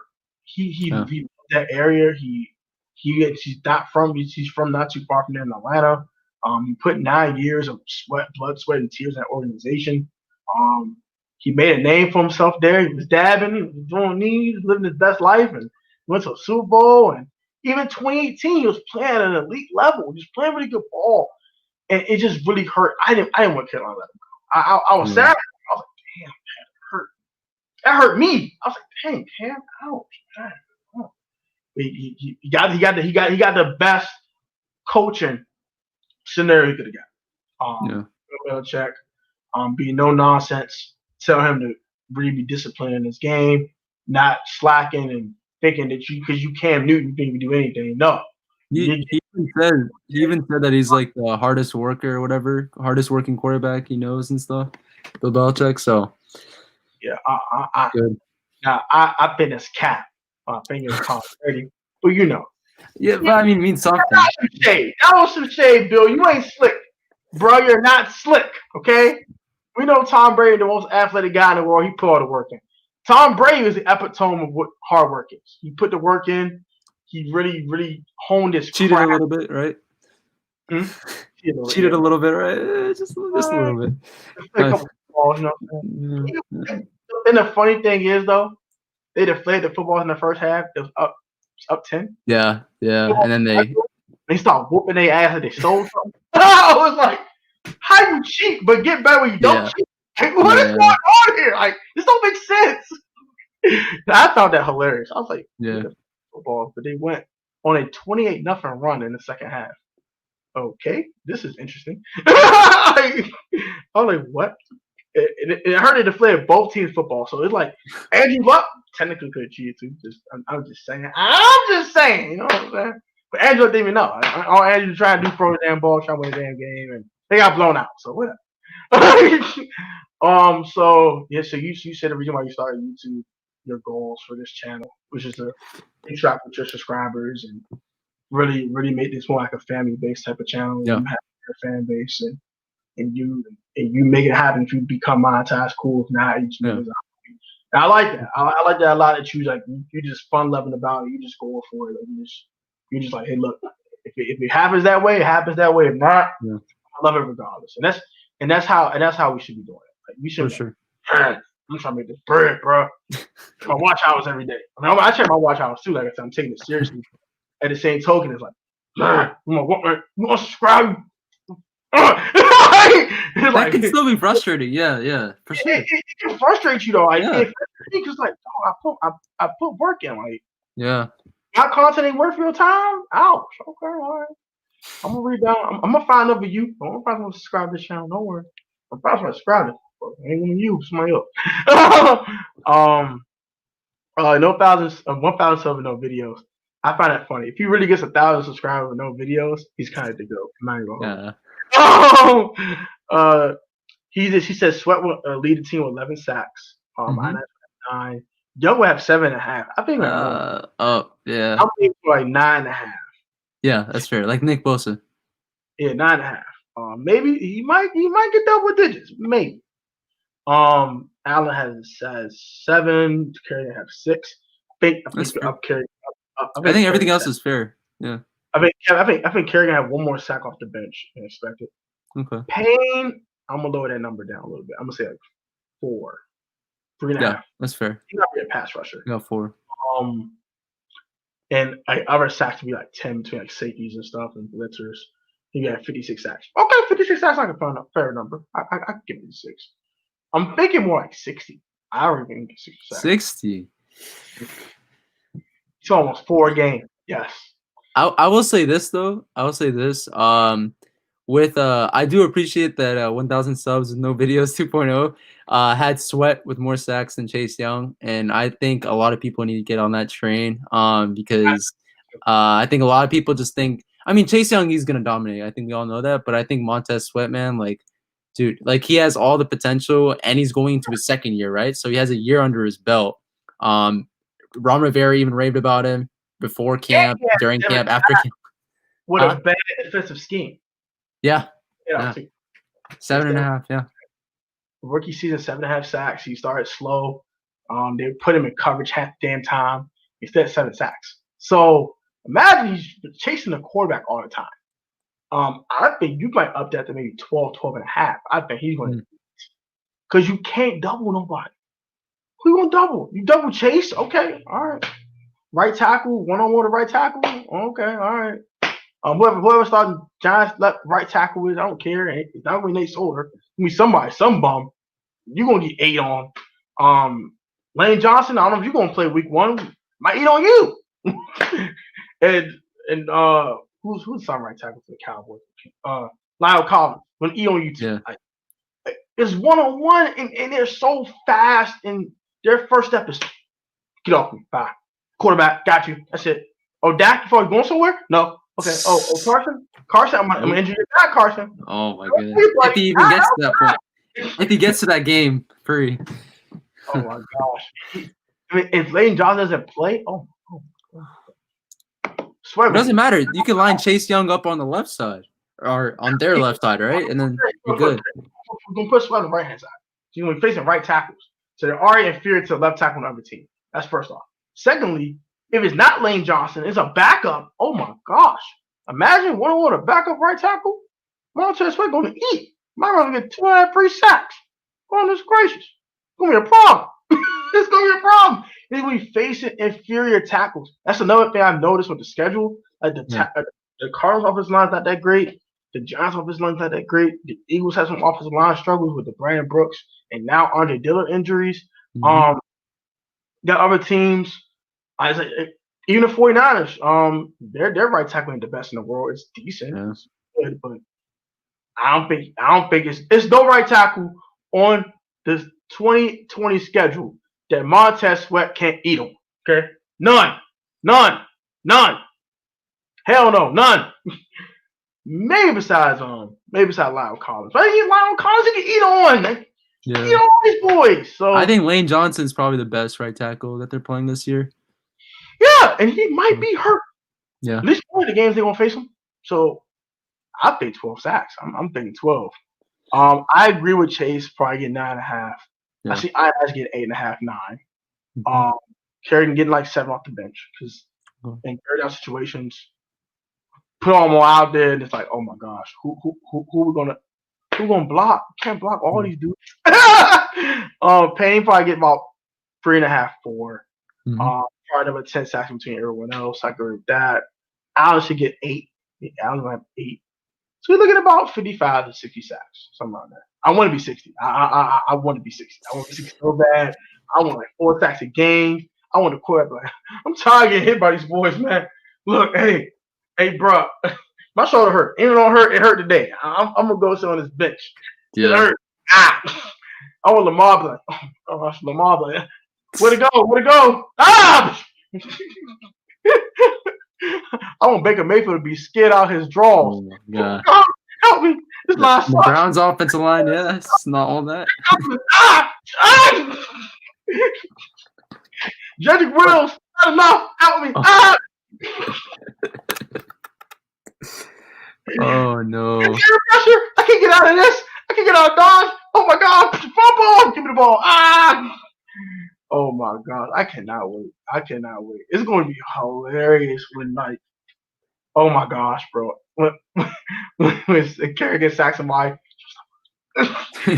Chase Young sacks somebody, he was like this. Yeah, boy. Well, playing with you today, Chase. They're going to be intimidated. I swear, we're going to intimidate some of these teams.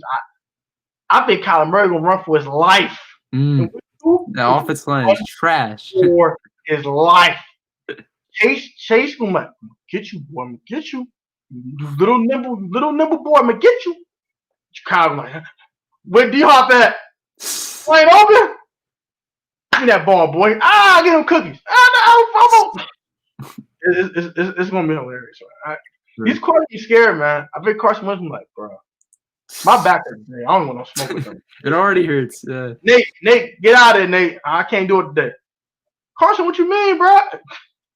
Them Washington boys, can't call them Redskins no more, but the Washington football team, I don't want no smoke with them.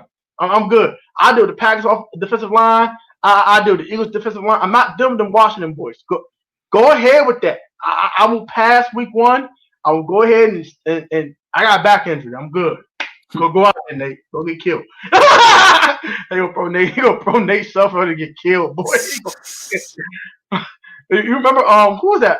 Luke Falk that was playing for the Jets last year? Yeah, Luke Falk. Oh my God. It's gonna be just like that. Help me. Tragic. 8 sacks. Just get on the ground, boy. Get on the ground. Just be like just dumbfounded with what's going on to him. It's gonna be hilarious. Sweat and Young will be the best edge rushing duo in the NFL. I don't know, but will be okay. Maybe will be yes.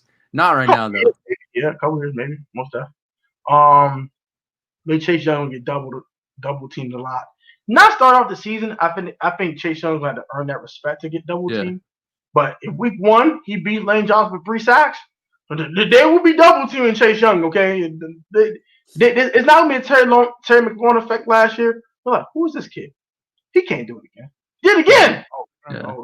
Did it again. All right, we double team Terry McLaurin. We tired of this. No, it's going to be week 1, 3 sacks. All right, that's it. We double. That's it. I'm not dealing with this no more. No, hell no.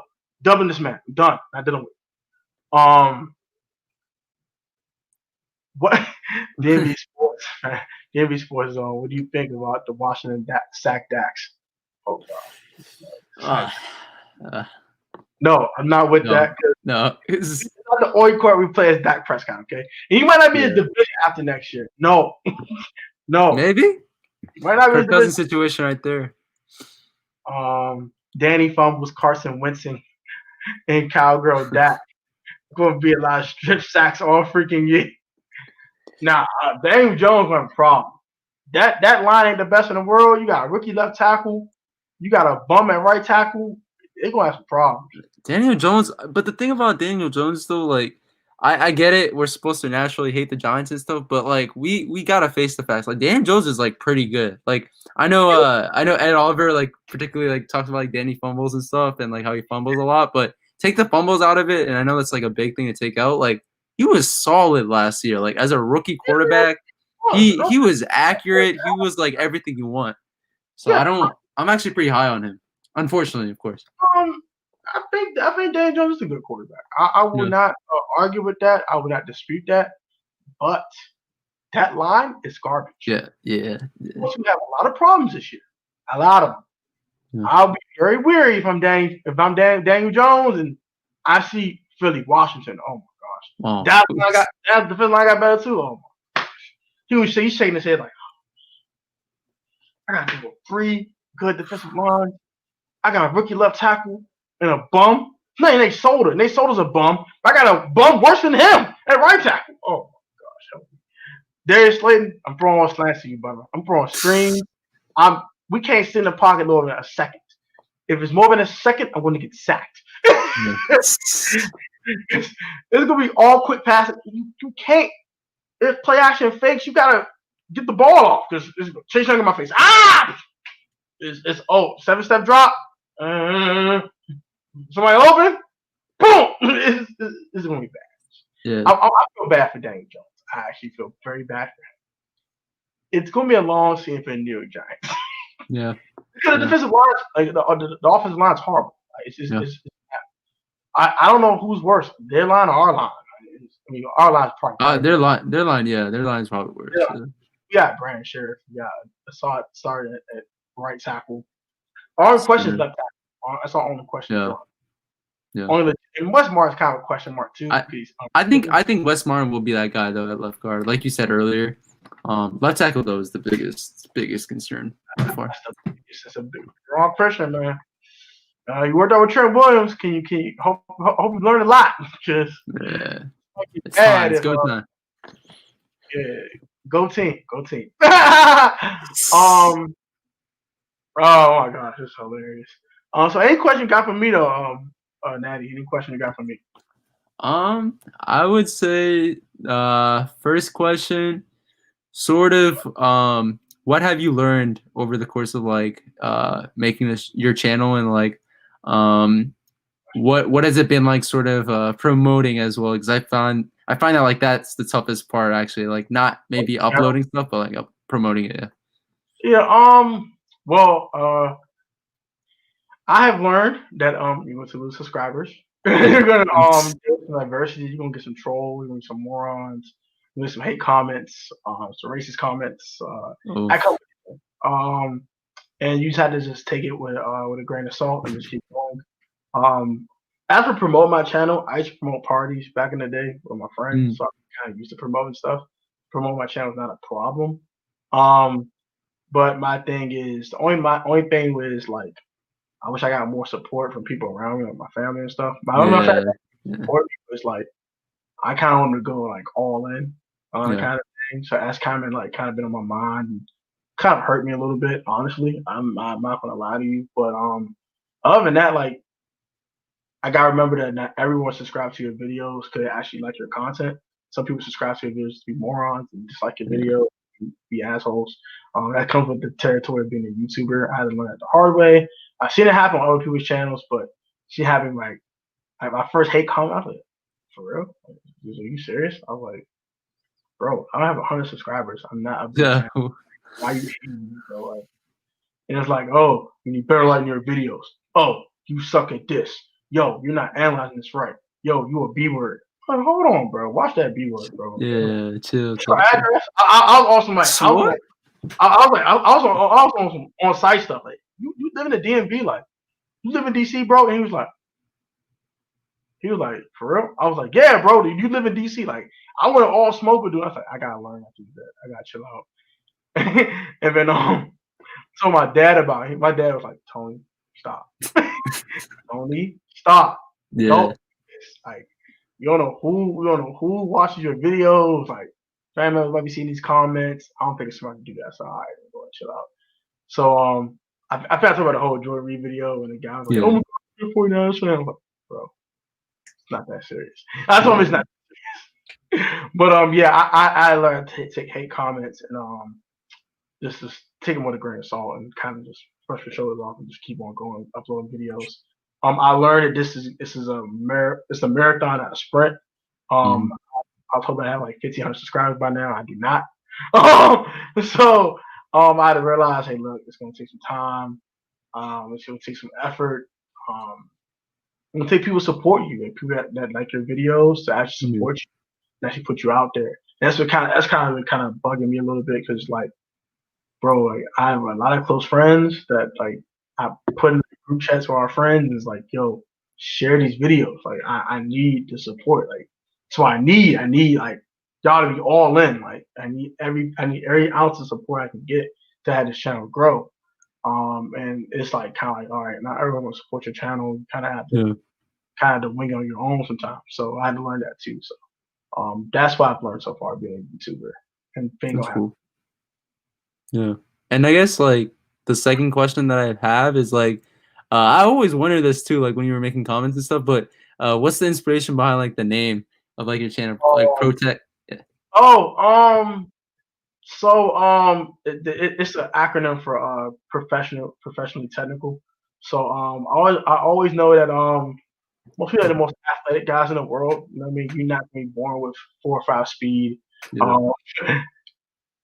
20-inch hands, you can catch the ball like these, and not everyone's gonna do that. You know what I'm saying? You should have more subs, man. He's actually trash. Oh my gosh, son. Yo. Bro. You should take the fumbles away. Go ahead, DMVSportsZone. I think that Wes Smart is going to be great, but right now he's below average. I can agree with that. Okay, cool. So like I said, it's an acronym for professionally technical.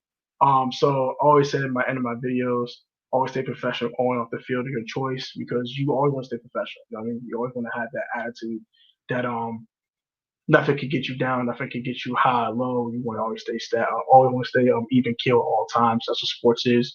Sports is an emotional thing. You don't want to be too high, you don't want to be too low. So I always say that in my videos. Also, be technically and fundamentally sound because without fundamentals, you will never reach anything. You know what I mean? Like look at all these athletic guys. Look at like a guy like Justin Blackman come out Oklahoma State. Dog, athletically gifted, crazy athleticism, can do everything. But he could not stay put it together. And technically he couldn't run routes when he's supposed to run routes, and he never succeeded the next level. Look at Josh Dotson, prime example. Boom, boom. There you go. Extremely talented wide receiver come out of TCU. I'm watching TCU games myself. Me and my dad watching TCU games. This man's a dog. Oh my gosh. He's Washington Redskin. I'd be the happiest man in the world. And when we drafted him, I said, I'm like, oh my gosh. We got Josh Dawson. It's lit. I'm like, these. Oh my gosh, it's lit. And I'm like, bro. We catch that one ball against the Cowboys. I'm like, yes. Okay, Josh, let's go. And it's like, I still can't forgive him for the drop against the Chiefs that would have won us the game against a super good team. I was so pissed, and I'm still pissed about that. Like that would have turned our entire season around, in my opinion. Bro. Let me tell you, bro. When I saw the play happen and I saw the ball get in his hands, I was like, "Yeah, we won! Let's go! That's game. We hit it. Let's go!" And I was like, "He dropped it." Yeah. Like my mom came in the room like, "You okay?" I said, "I don't want to talk right now." She was like, "He didn't catch the ball." No, he dropped it. He didn't complete the process of the damn catch. And she was like, "Oh, I'm gonna leave you alone, son." She closed the door, and I was like, "Bro, why?" Because it would make 3-1 going to the bye week. That would turn our season way around. Like I was just, and we finished 7-9 that season. So I was like, "Damn, it would change everything." We had to get blown up by the Chargers, and the Broncos game after that mattered. It was I was so pissed at Josh Dawson for that one. I was extremely pissed about him about that one. But I didn't know there. So my thing with Josh Dawson is supreme talented receiver. Really good athleticism. Not the fastest guy in the world, but he can catch anything. But he never perfected his craft. He never put the work in my opinion, because he did put the work in. He actually got better instead of worse throughout his damn career. So Marvin actually got slightly better, but he didn't get the improvement that we were looking for. Does that make sense? Yeah. So that's why that's what the pro tech stands for. Staying professionally and technically off the field. Like being technically sound, know how to run routes if you're a wide receiver, know how to throw the ball, of mechanics, things like that. The most minute things are the most important things in sports. That's why pro tech sports. That's cool. It sounds cool too. Pro tech sports, like just rolls off the tongue. I appreciate you, man. Yeah, and it's like it's so unique too because you don't hear that. Yeah. You had the first one who asked that question, like my cousin asked when I made the chest. What the hell does that mean? I'm like, he's like, oh, that's dope. That's dope. Yeah. Yes. I want to go. Chalk that up as a W right there. Yeah, like that's a dub. That's unique. No one really know what this means. They know what it means. When I started my channel, I did a video about who is Pro Tech Sports, and I really talked about who I am. It's a super throwback. You might have to look deep into the archives for that one. It's like over a year ago, so I don't know if you're gonna find it, but you can find it. You can find it. The video was so bad, I didn't have like my camera in the right angle. It was like these. I was recording the video, so it was like faces. It was one of those. So yeah, I recommend watching it. But yeah, it was a very important video to say this about myself. But I do want to take this YouTube thing very seriously. Like I said, I want to kind of not put my whole life on the internet because I think that's doing that's doing too much. Kind of like talk about myself and outside of Pro Tech Sports, like who is this guy? Who is Tony? Who are you? Like what kind of guy you are? What kind of stuff you do? And you'll see some crazy stuff about me on the other channel. Nothing like off the wall, but it's like dude is like kind of unique but crazy lifestyle at the same time. Like it's kind of weird, but it's kind of fun at the same time. So I think our other channel is like our other channel link is on like the desktop version of YouTube. Like if you see featured channels, read that one. Go subscribe to that and watch some stuff outside of sports. You can definitely do that. I've not uploaded a video yet. I won't do that till late this month, so it's very intro video. So if you want to go ahead and subscribe button, support, man, I definitely appreciate that most of that. Go do it, guys. So any other questions? You wonder. I think I've got and all that. And no, I think we pretty much covered all the bases, honestly. Yeah. Honestly, I'm not gonna lie to you. It's probably one of my favorite collaborations. I thank you. Appreciate that. I've collaborated. Like you probably seen my channel, collaborate Street Scores already. I've collaborated with Louis T. I've collaborated with Ed Oliver on a couple of occasions. I've collaborated with Bergie Fangold all day. So I've collaborated with some big channels, some bigger channels, and I appreciate them a lot. But this was like much more like that. It's kind of like this. It takes me back to home because like we're both smaller channels. We're both guys who are trying to be on the come up. We're both guys that are grinding and really trying to That's our name in the YouTube space. So For sure. it's really closer to home talking to guys with our subscriber counts. And when we talk to bigger channels, like they're humble as hell. I mean, Ed Yeah. Oliver's the most humble guy I know. Like, I love Ed Oliver's channel. He's probably one of my favorite colleagues, but you're definitely one of my top 5 collabs. Appreciate that. You're very informative. You know your stuff. And you're a small YouTube like I am, and you're really just trying to really put your name out there. And I appreciate you coming to this channel talking with me. I thank you for subscribing, first of all. You know what I'm saying? If you're another YouTuber, subscribe to someone else and you like watching that channel. So For sure. that's what's up, man. I very appreciate calling the comments on the videos, man. I'm very thankful, honestly. I really am. Appreciate that, Tony. No, it's likewise, honestly. Appreciate you supporting my channel and supporting like my journey here. And no, this has definitely been a great collab video, and maybe looking forward to more in the future, honestly. Yeah, if you ever want to collab again, let me know. Well, for Ash, are you of drinking age? Because I don't want to. Because I'm inviting everyone to like, go out to go and watch the game, and if you're not 21, I don't want to put you out there. No, I'm not gonna. Fortunately, I'm not gonna be 21 until May, so still gotta ways. Yeah, man. yeah. We go to a restaurant, you know. It's like a bar, like a non-bar, so like a regular restaurant. I never let you know. I'll give you my number. We'll keep in touch. Whenever you want to collab, you can let me know. And definitely week 1, I'm definitely streaming the game. Well, not actual gameplay. We don't want to get copyrighted. Yeah. So I don't want to get copyrighted. Yeah. But definitely streaming I play. I think we beat Ed Oliver and Bergie fan go all day. I'm not exactly sure if Ed Oliver's gonna be there. I know me and Bergie go fan all day. I think we're gonna link up that day. So if you want to be there, let me know. So we'll definitely try to link and catch up. I mean, you live in the DMV area, you're on the tour. I'm actually in Springfield a lot. I'm a big anime guy, so I go buy manga at an anime pavilion. So that's too far. I go there to buy a lot of manga. So yeah, I'm always in Springfield. Like, that's cool. So if I'm ever in the area, I'll hit you up and send me the link, go to Springfield Mall, something like that. I don't know. Whatever. Are you in Virginia right now or Maryland? I'm in DC. I'm in DC. So I'm like 15. Oh, you're in DC. Oh, that's cool. Yeah, we need more people too, like that are like from like DC itself, like doing this stuff. That's cool. Exactly. Like I'm literally like the freeway is like right by my house. Like literally, I just can drive around the freeway. I'm like 15 minutes from you. So love this city. Don't want to link like outside of YouTube. It'd be dope. It's been one of the dopest collabs I have on the channel, man. So I appreciate that. Like, this has been a really, really fun experience.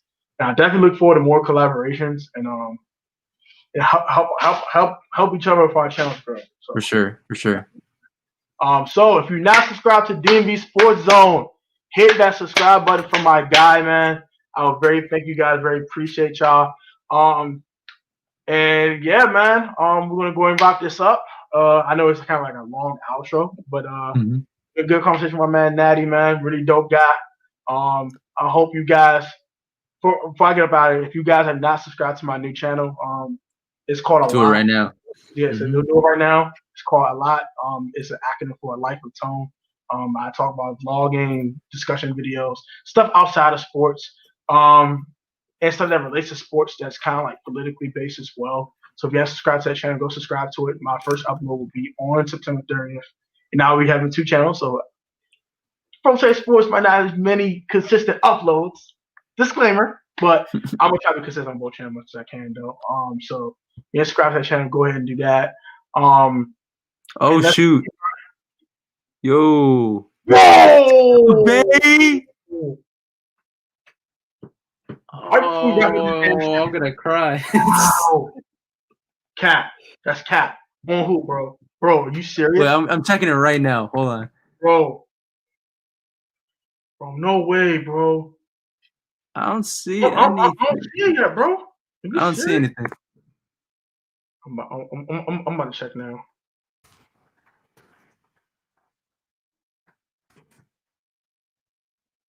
Oh my gosh, he is.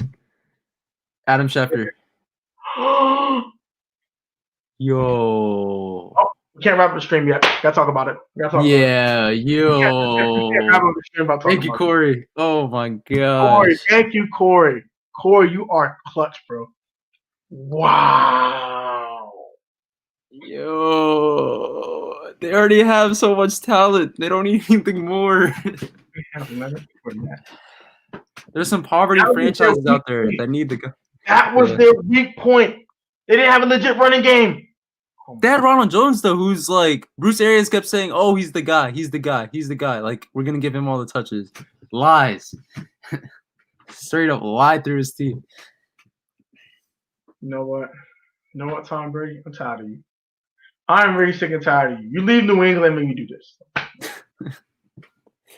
Oh my god. Are you serious? Leonard Fournette, a Buccaneer? Oh my gosh. So you mean tell me they got Leonard Fournette, Mike Evans, Chris Godwin, the other kid. I keep hearing this damn name. OJ Howard, Cameron Brate, and Gronkowski. And Ronald Jones backing up this kid. And their offensive line is improved. And offensive line is Tristan Wirfs in the first round. Oh my gosh. Their defense is super underrated. Todd Bowles as the DC. Yes. Oh my gosh. And then you got the sack leader and Shaq Barrett. They're going all in. Shit. They're trying to win now. They're going all in. If all not this year, then next year. They got Brady on a 2-year contract, so. I think that's telling me something, though. That's telling me something. Because the fact they went after Fournette so quickly, yeah, I think Brady might not be the same Brady we've seen in New England. I'm really thinking that because you kept saying Keyshawn Vaughn will go to touches, Ronald Jones will get touches, this guy will get touches, this guy will get touches, and you jumped like you waited maybe like what 48 hours? I don't even 48 hours. You jumped, you pounced on Leonard Fournette. You said, "Let's go get him. Where he's at? Come here. 1-year deal. Come on, just come here. Just come here. We got you. We got you, bro. Come on. You gonna play with Tom Brady? Come on." The fact you did that, I think Brady might not be the same Brady. He might be declining. He's 43. I mean, it's supposed to happen. He's 40. Yeah. Like, come on. But wow, that was their weak spot. That was their weak point. Offensive balance. And then they have the running back that can give you 20 carries a week. Boom. See, I caught it. Brady's struggling with the heat. I caught it, damn it. I knew it. Caught it. See? Caught it. Didn't I call it? Yeah. Bro, I want to go off the stream, but I can't because I'm shocked. Yeah, like, this is crazy. Leonard Fournette to Tampa. Leonard effing Fournette. We're talking 1,200 yards of offense rushing the football, Leonard Fournette. We're talking about 70 catches, Leonard Fournette, along with these 3 tight ends and these 3 wide receivers. Yeah, Tampa's going to be a damn problem. They might win NFC South now. I had the Saints before, but yeah. This might clinch it their way. Because they don't have no Fournette. And Alvin Kamara, it's not Leonard Fournette. Yeah. Not pure runner. He might be just as good as a back. Yeah, I think Kamara is probably the better back, but like now, with the holdout, with like the injury that he has, like he has a back problem now too. It's like, and you better not give me Latavius Murray. Don't give me that bullshit. Don't give me that. Latavius Murray and Leonard Fournette. If you tell me you got Ronald Jones on 3rd down catching passes, probably. You know so many things they can do in this offense. Oh my gosh. This is insanity. The NFC just got so much tougher. It's already a tough conference, but I think God won't play the Bucs this year. I think the Lord won't play. Get shellacked. we might get. I mean, the one game we might get blown out in. We might get like we stole something. Brady was like licking his chops like Washington. Easy dough. Hey, Mike Evans, you ready? Hey, Chris, you ready? Hey, Gronk, you ready? Let's go. And Chase Young, I'm gonna feast on you. You stagnant, stay in the pocket. He would be the only one that thrives in that game. Yeah, I think the line will thrive. That's about it. The Yeah. second they're gonna get torched. The offensive line is gonna get destroyed. I mean, Shaq Barrett and Dominican Sue. That's a problem. Yeah, I thank God we don't play. Yeah. Yeah. I think I won't play the NFC South. Period. I think outside of Carolina, because that would be an effing problem.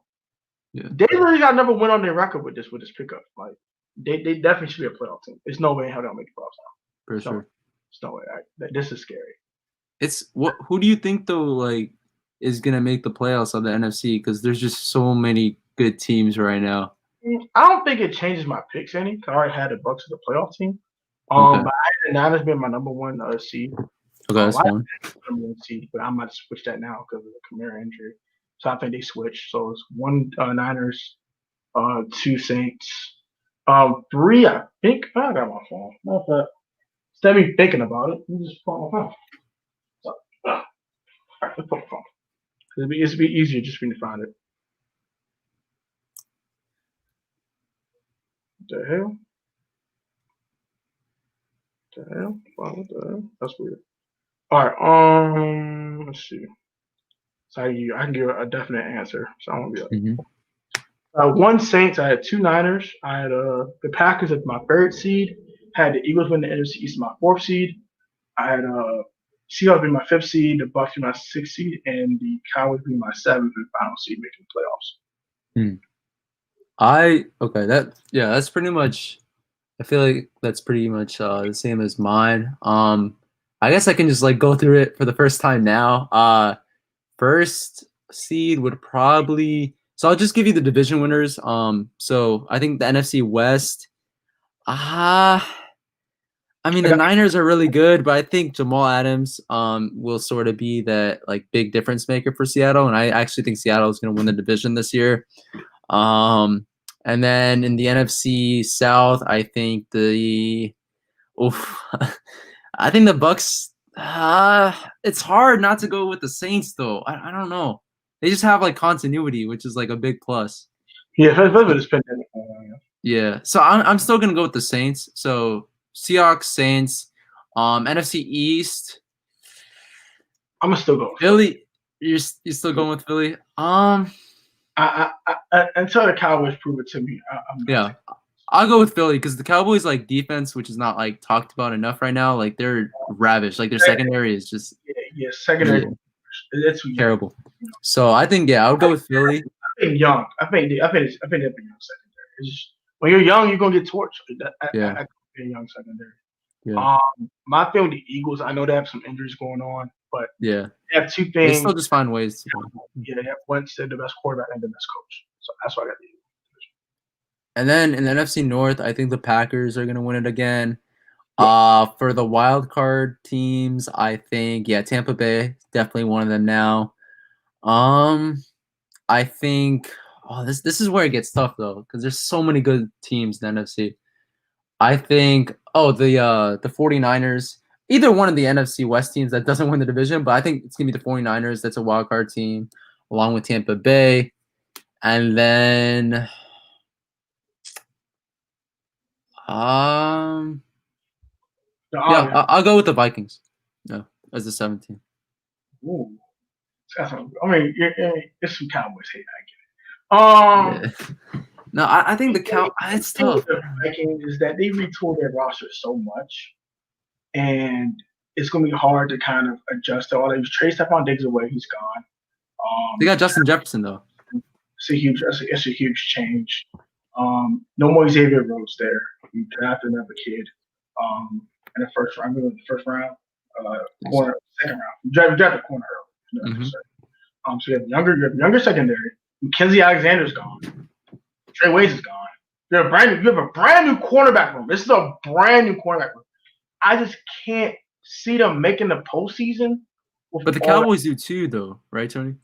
That's true. That's true. But no more Robert Quinn, second best sack getter. That's true. And and another thing on the Cowboys, they got probably the best sack getter on the Vikings and Everson Griffin. But they trade for Nanique Ndakwe now. So you can argue the Vikings. Sure. I can't give you that, but I hate Saints. I hate Dak. I don't hate Dak. I just like him because he's a Cowboy. Yeah. Dak has the edge over Kirk Cousins. I love Kirk, but I think that's the difference between the Vikings making the playoffs and the Cowboys making the playoffs. That's fair. Dak has the edge over Kirk, and the wide receiving core in Dallas is better, and the offensive line you can argue too, because Riley Reef ain't that great. The center's good. The interior is fine, but right tackle's a question mark. Mm-hmm. I like Dalvin Cook, but can Dalvin Cook stay healthy? It's just the Vikings have more question marks than answers, and the Dallas Cowboys have more answers than question marks. That's my thing. But they're very similar. Yeah. I'll say this. I think there's a bigger gap between the Vikings defense and the Cowboys defense than there is between the Cowboys offense and the Vikings offense. That's just like, yeah, because I think they're pretty even otherwise, but yeah. Yeah. And I'll give you this. And I gotta give Mike McCarthy kind of the edge in coaching too. He does have a Super Bowl title. He knows how to win. Mike Zimmer's a damn good coach. Don't get me wrong. Yeah. That's kind of why I give Dallas the edge. I don't hate giving Cal turds. Hate him, but I gotta give him. CeeDee Lamb and Art Cooper and Michael Gallup and Blake Jarwin. Zeke in the backfield, it's kind of scary. Just saying. Yeah. But their secondary is not that great, and it's going to cost them games. I really do. I think both will go 9-7. 8-8, 9-7-ish. It all depends on conference record and tiebreakers.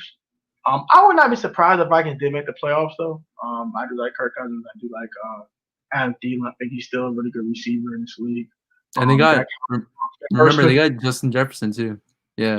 I did say he's replaced Stephon. Those are two big shoes to fill now.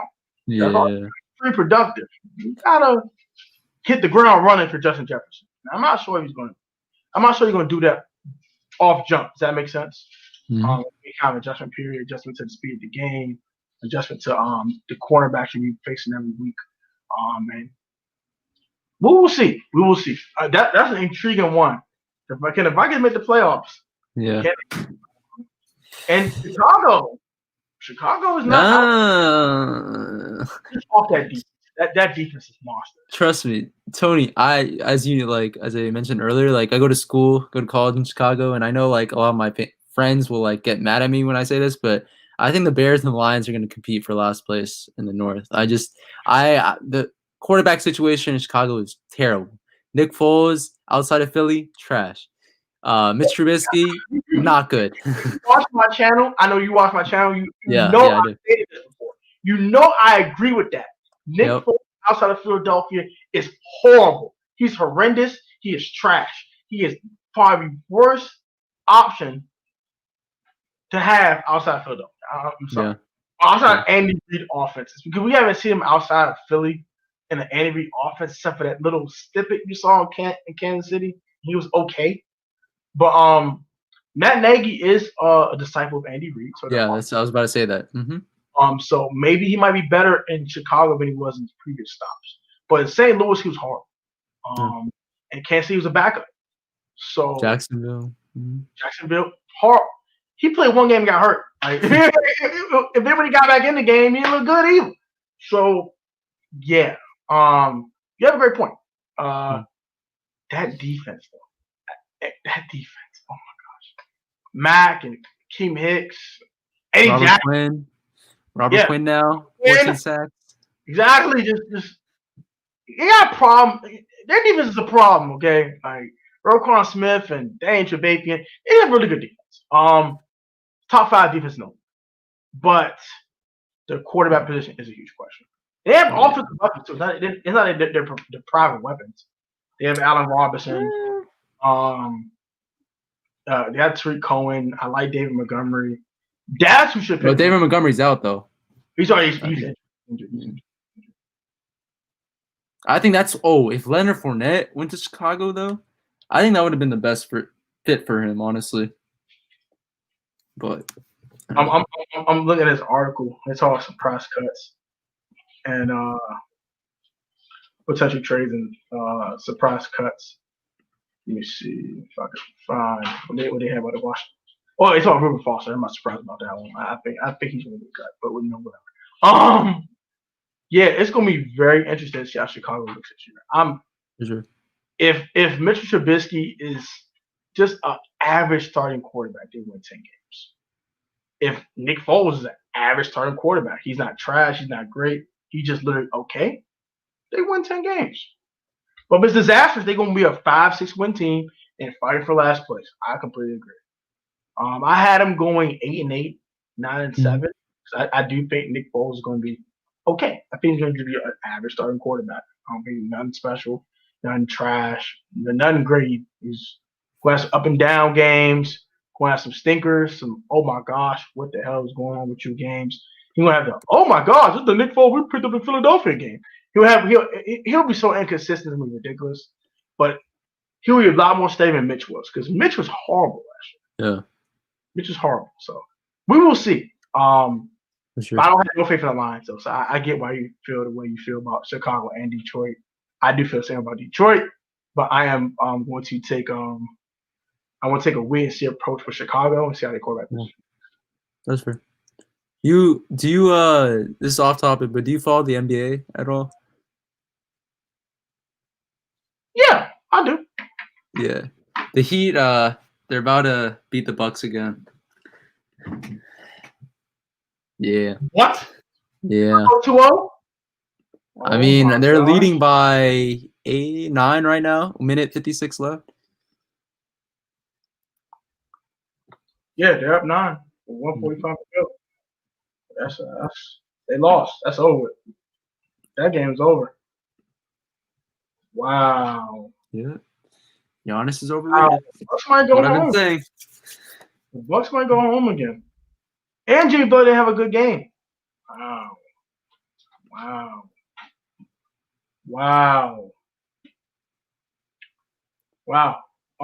So I since we got off topic a little bit, I'll go ahead and ask you one more question we got here. So if the Bucks lose this series, right? I'm actually it's a 2-part question. If the Bucks were to lose this series, do you break it up? Do I what? Sorry. Do you break up the team? Do you like move Middleton or something? Do you kind of start retooling the team a bit around Giannis?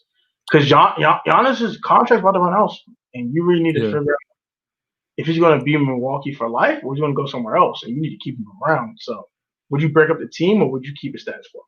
I think Milwaukee at all costs. I'll put it this way: Milwaukee's a small market team. They just don't attract free agents, right? Unless you have a guy like Giannis established there, in the city. So I think they're going to try to keep Giannis at all costs. So having said that, I think they're actually just going to be retooling and getting some like good free agents to pair with Giannis. They had Malcolm Brogdon last year and they lost him this year. A loss that like not a lot of people talk about, but that's a huge one. So I think they're going to just retool. I don't think they're going to break things up like the Thunder did, last year. So yeah. Okay. Dang, Butler only has 8 points. Yeah. This is my thing.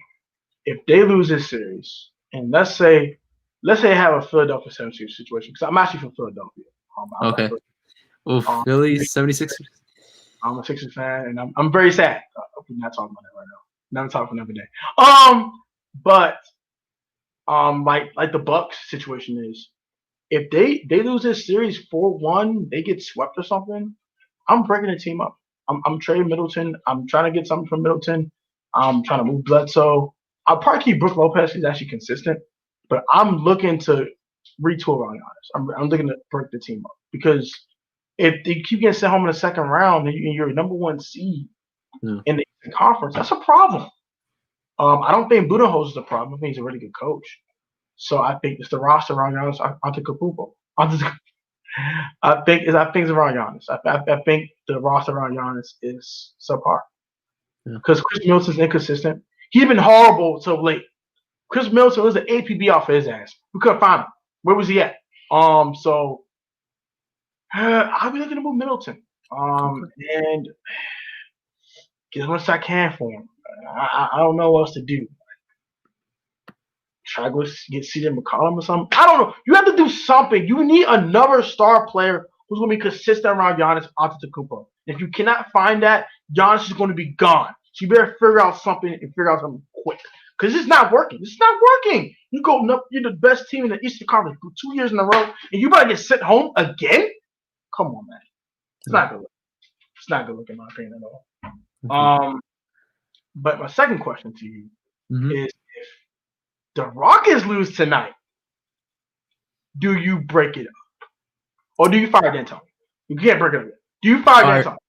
I would say fire D'Antoni. I think you can't just give up on the Russell and James Harden pairing after 1 year. Like, even with the Chris Paul thing, like they hung on to like Chris Paul for what, 2-3 seasons. So I think you gotta give them some time, maybe at least 1 more year before you decide on like whether it should break it up. They need a big man though. This little small ball. For sure. That's so stupid. I still don't understand that. Does Daryl Morey get fired? Maybe. We need to ask. I think Daryl Morey needs to be fired. And in my thing, I think Daryl Morey's a damn good GM. I think he got a little bit above his head this time. I think he got a little too cocky, a little too confident here. But I would love to see him go to Washington and be the Wizards GM. I think he can fix that team really quick. I think Tommy Shepard though is doing a pretty good job. Solid. At least he's not earning Grunfeld and give John Wall maxes. And terrible GM. I like the worst contract in basketball right now. Yeah. But if Wall comes back and it's 80% of himself, it's not as bad as it is now because he's hurt. But it was a bad deal. I would have gave John Wall some max for 2 years on this deal. The Mike Conley one is bad too. I don't know if you saw it. Oh my gosh! Last night, though. If Conley hit that shot, it wouldn't be as bad. Oh! Yeah. I was like, this is going in. This shot is going in. He's going to win this game. And it was like, why did Donovan Mitchell not get the ball? I don't know why the Nuggets like rushed it. Like they were running down the court. They could have just like, waited a couple of seconds. Yeah, just wait it out. But I think it was like they saw a 2-on-1 opportunity. Yeah. Like, we can get this easy dunk, easy layup, get them hell out of here. We got 4 games on. And we missed the layup. It was what it was. They all cost him the game too, because Mike Conley hit that shot. Over. Jamal Murray, what are you thinking? Jokic is pissed because he had 30 and 14, and you looked horrible, and everybody's mad. What the hell's going on here? So, yeah, I'm glad that did not happen for the Nuggets, because I would have went left.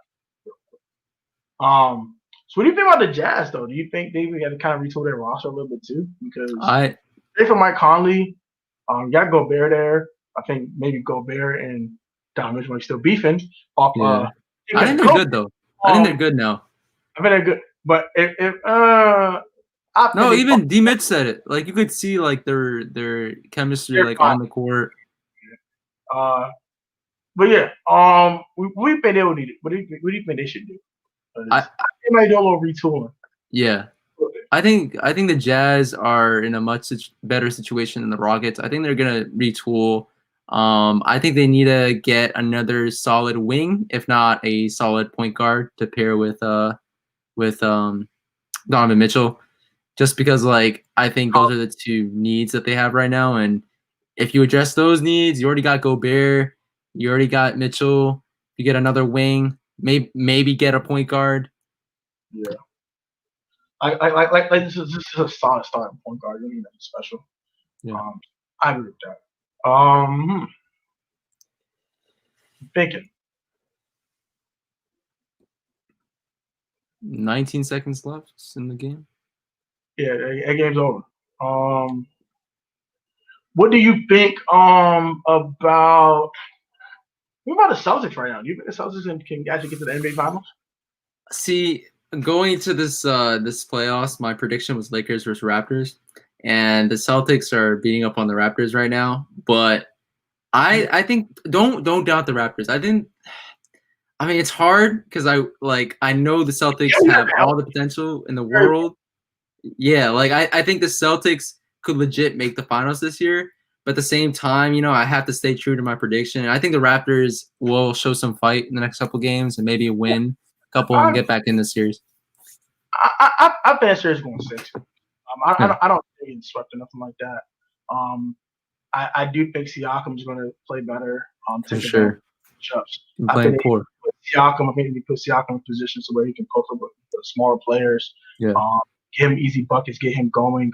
I think the matchup with Kyle Lowry with the other guards of the Celtics are a problem because he is miniature, he's small, and the Celtics have better length on the perimeter. That does hurt them a little bit. And I think my thing is, it's why I have the Celtics win a series. They're just a better defensive team than the Raptors are. The Raptors can play some defense, but actually, I don't know about that though. Raptors were second in the league in defense. I think they're better defense in the perimeter. I really do. Okay, on the perimeter, yeah, that's fair. Yeah, because Jaylen Brown's a really good defender. Jason Tatum ain't half bad of a defender. He's okay. Marcus Smart straps everything. So that's gonna be the problem. I think that's the problem for the Raptors that they have to face that they can't overcome. So that's why I think the Celtics gonna win the series. If they face Miami, I don't think Miami stands a chance. As high as they are right now, the Celtics have Tony. 2-point game, 8 seconds left. Get the hell out of here. This is not a game. What the hell happened? What the hell? Collapse. They heard us talk. Oh my gosh. Oh yeah, wait. I want to watch the end of this game. Oh. I mean,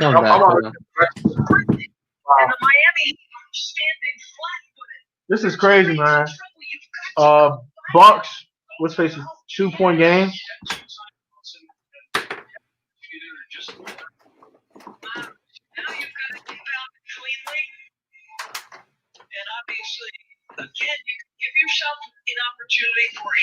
This is crazy.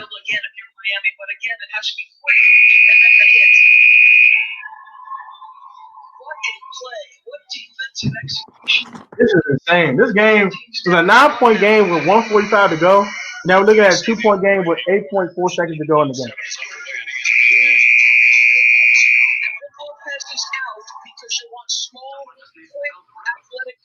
that's what you've got. DiVincenzo excellent defensively. Hill, Matthews, and Bledsoe all excellent, quick, strong. Dang, watching it right now.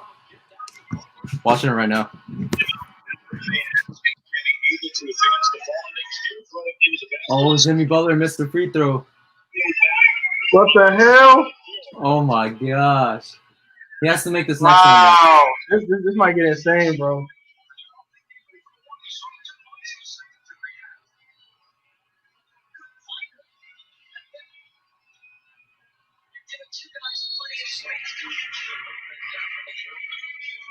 Dang, he has to make his next free throw though. This is insane. Okay, he made it. You made 1 or 2? Yeah. So 3-point game, 7 seconds left. So, my God! Bucks getting last shot. This is insane, bro. We can't end the stream until this game over with. For sure. Yeah. This is insane, man. Timeout right now. Shout out to the 3 that's still in here, man. Thank y'all very much for watching the stream, man. Appreciate y'all. That's crazy, bro. Damn. So will Giannis shoot this last one right here? Damn, Jimmy, man. Yeah. Who do you think got this last shot for the Bucks?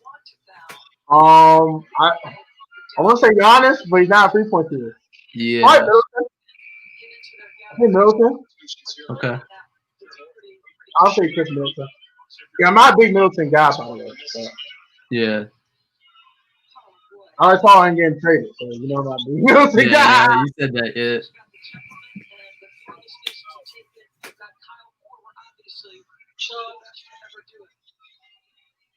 Or Kyle Korver. Yeah, Kyle Korver. Yeah, don't bull, man. I forgot he on his damn team. Yeah. All right, they're about to start. the things he said to me is, if you can get yourself in a situation as a defensive player where you know somebody is going to take a Oh my gosh, bro. It's coming down to the wire. you have to, you have to know, do you want He got fouled behind the 3-point line. and you Got fouled? while it's on the downward Behind the trend, 3-point line. there's no chance. Wow.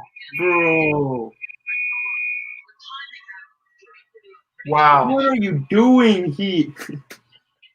Dummy. It was Middleton too. They fouled Middleton behind the 3-point line. Oh my God. They're These winning by idiots. 3. They want to cost themselves a game, dog. What are they doing? Yeah. Wow. Hey, AM Hunter, man, thanks for all your comments, bro. I very appreciate you, my guy. Thank you, man. And damn sure is right. It's ATTR for life. What the name is?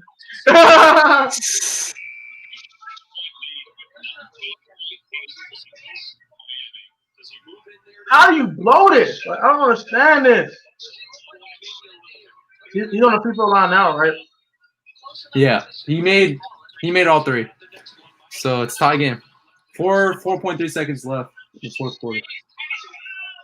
So they still have enough time to make a buzzer beater. Yeah.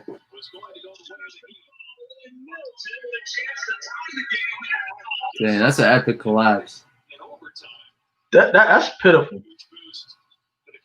We go to overtime. I'm about to end the stream. Yeah. AM Hunter, yep, tied up. Oh my God. Are you serious? Wow. Wow. They need her to end the game. Just get a game winner and get them out of there. Yeah. I mean, to me, listen, we get the benefit of multiple looks, okay? But I want to know from Steve Javie, who refed countless finals games, has been in these pressure situations, because there are pressure situations for official Steve. Who got this one, though? Who do you think will shoot it? Probably Jimmy. Jimmy? Okay. Probably Jimmy. Either Jimmy or Dragic. Yeah, I was about to say, I think Dragic might shoot it. Yeah. He might set up a play for somebody to cut in an indoor cut. Yeah. Quick layup in. They might put Jimmy's hand, let Jimmy do his thing. If Giannis throwing him, I don't think he's gonna score though. Well, actually, now that I think about it, they only need a 2 to win, so probably Jimmy. Yeah, probably. I don't know. Yeah, they don't need for these moments. Yeah. Okay. Moment of truth. This game was overtime.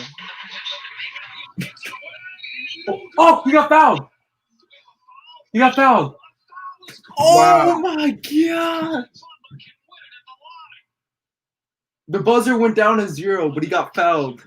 Late whistle. Jimmy shot it. Yeah, I caught it. Jimmy Butler. I knew. Yeah. Yo. Whoa, that's a phantom foul. Yeah, that's a bull crap call. They're gonna challenge it. Oh, his foot though. Yeah. Oh yeah, that's a foul. That's a foul. Yeah, yes, they give him space. Yeah, he has to give him space. Are you gonna put time on the clock though? That's my question. There was time on the clock when he shot it, but they ran it down to 0. They probably give him 5 attempts per second or something like that. Yeah. I think if Jimmy shoots free throws and he makes one of them, then it's over. Because I don't think. I mean, I don't know. He should probably make both though. Shoot a shot. Yeah. Yeah. Yeah, get down the court. After they're out timeout for 2, they gotta get down the court and shoot something. Yeah. They just make one. The game's over. It should never came back down to this though. Should never came down to this though. Yeah, for sure. They should have won this. But if the Heat could hold on though, then it's all good for them, I guess. Butler makes the free throws. All you can do is tip it in. You can't catch and shoot with .1. Yeah, confirmed foul.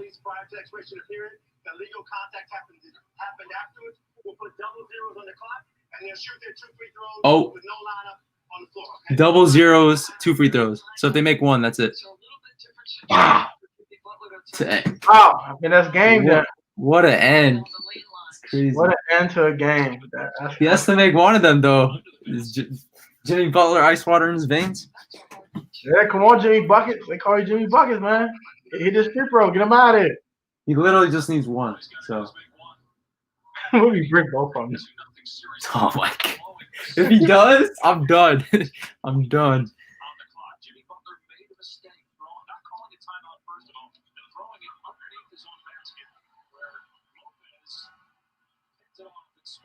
It's a lot of pressure, though. We'll see. But Jimmy's hit game winner before and all that, so Yeah.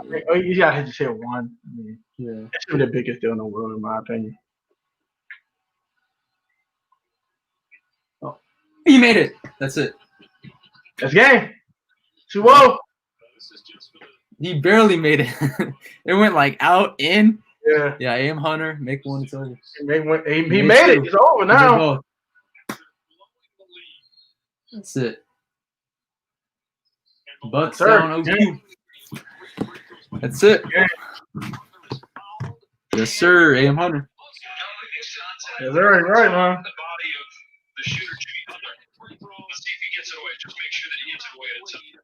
That's crazy how he found that, man. Yeah.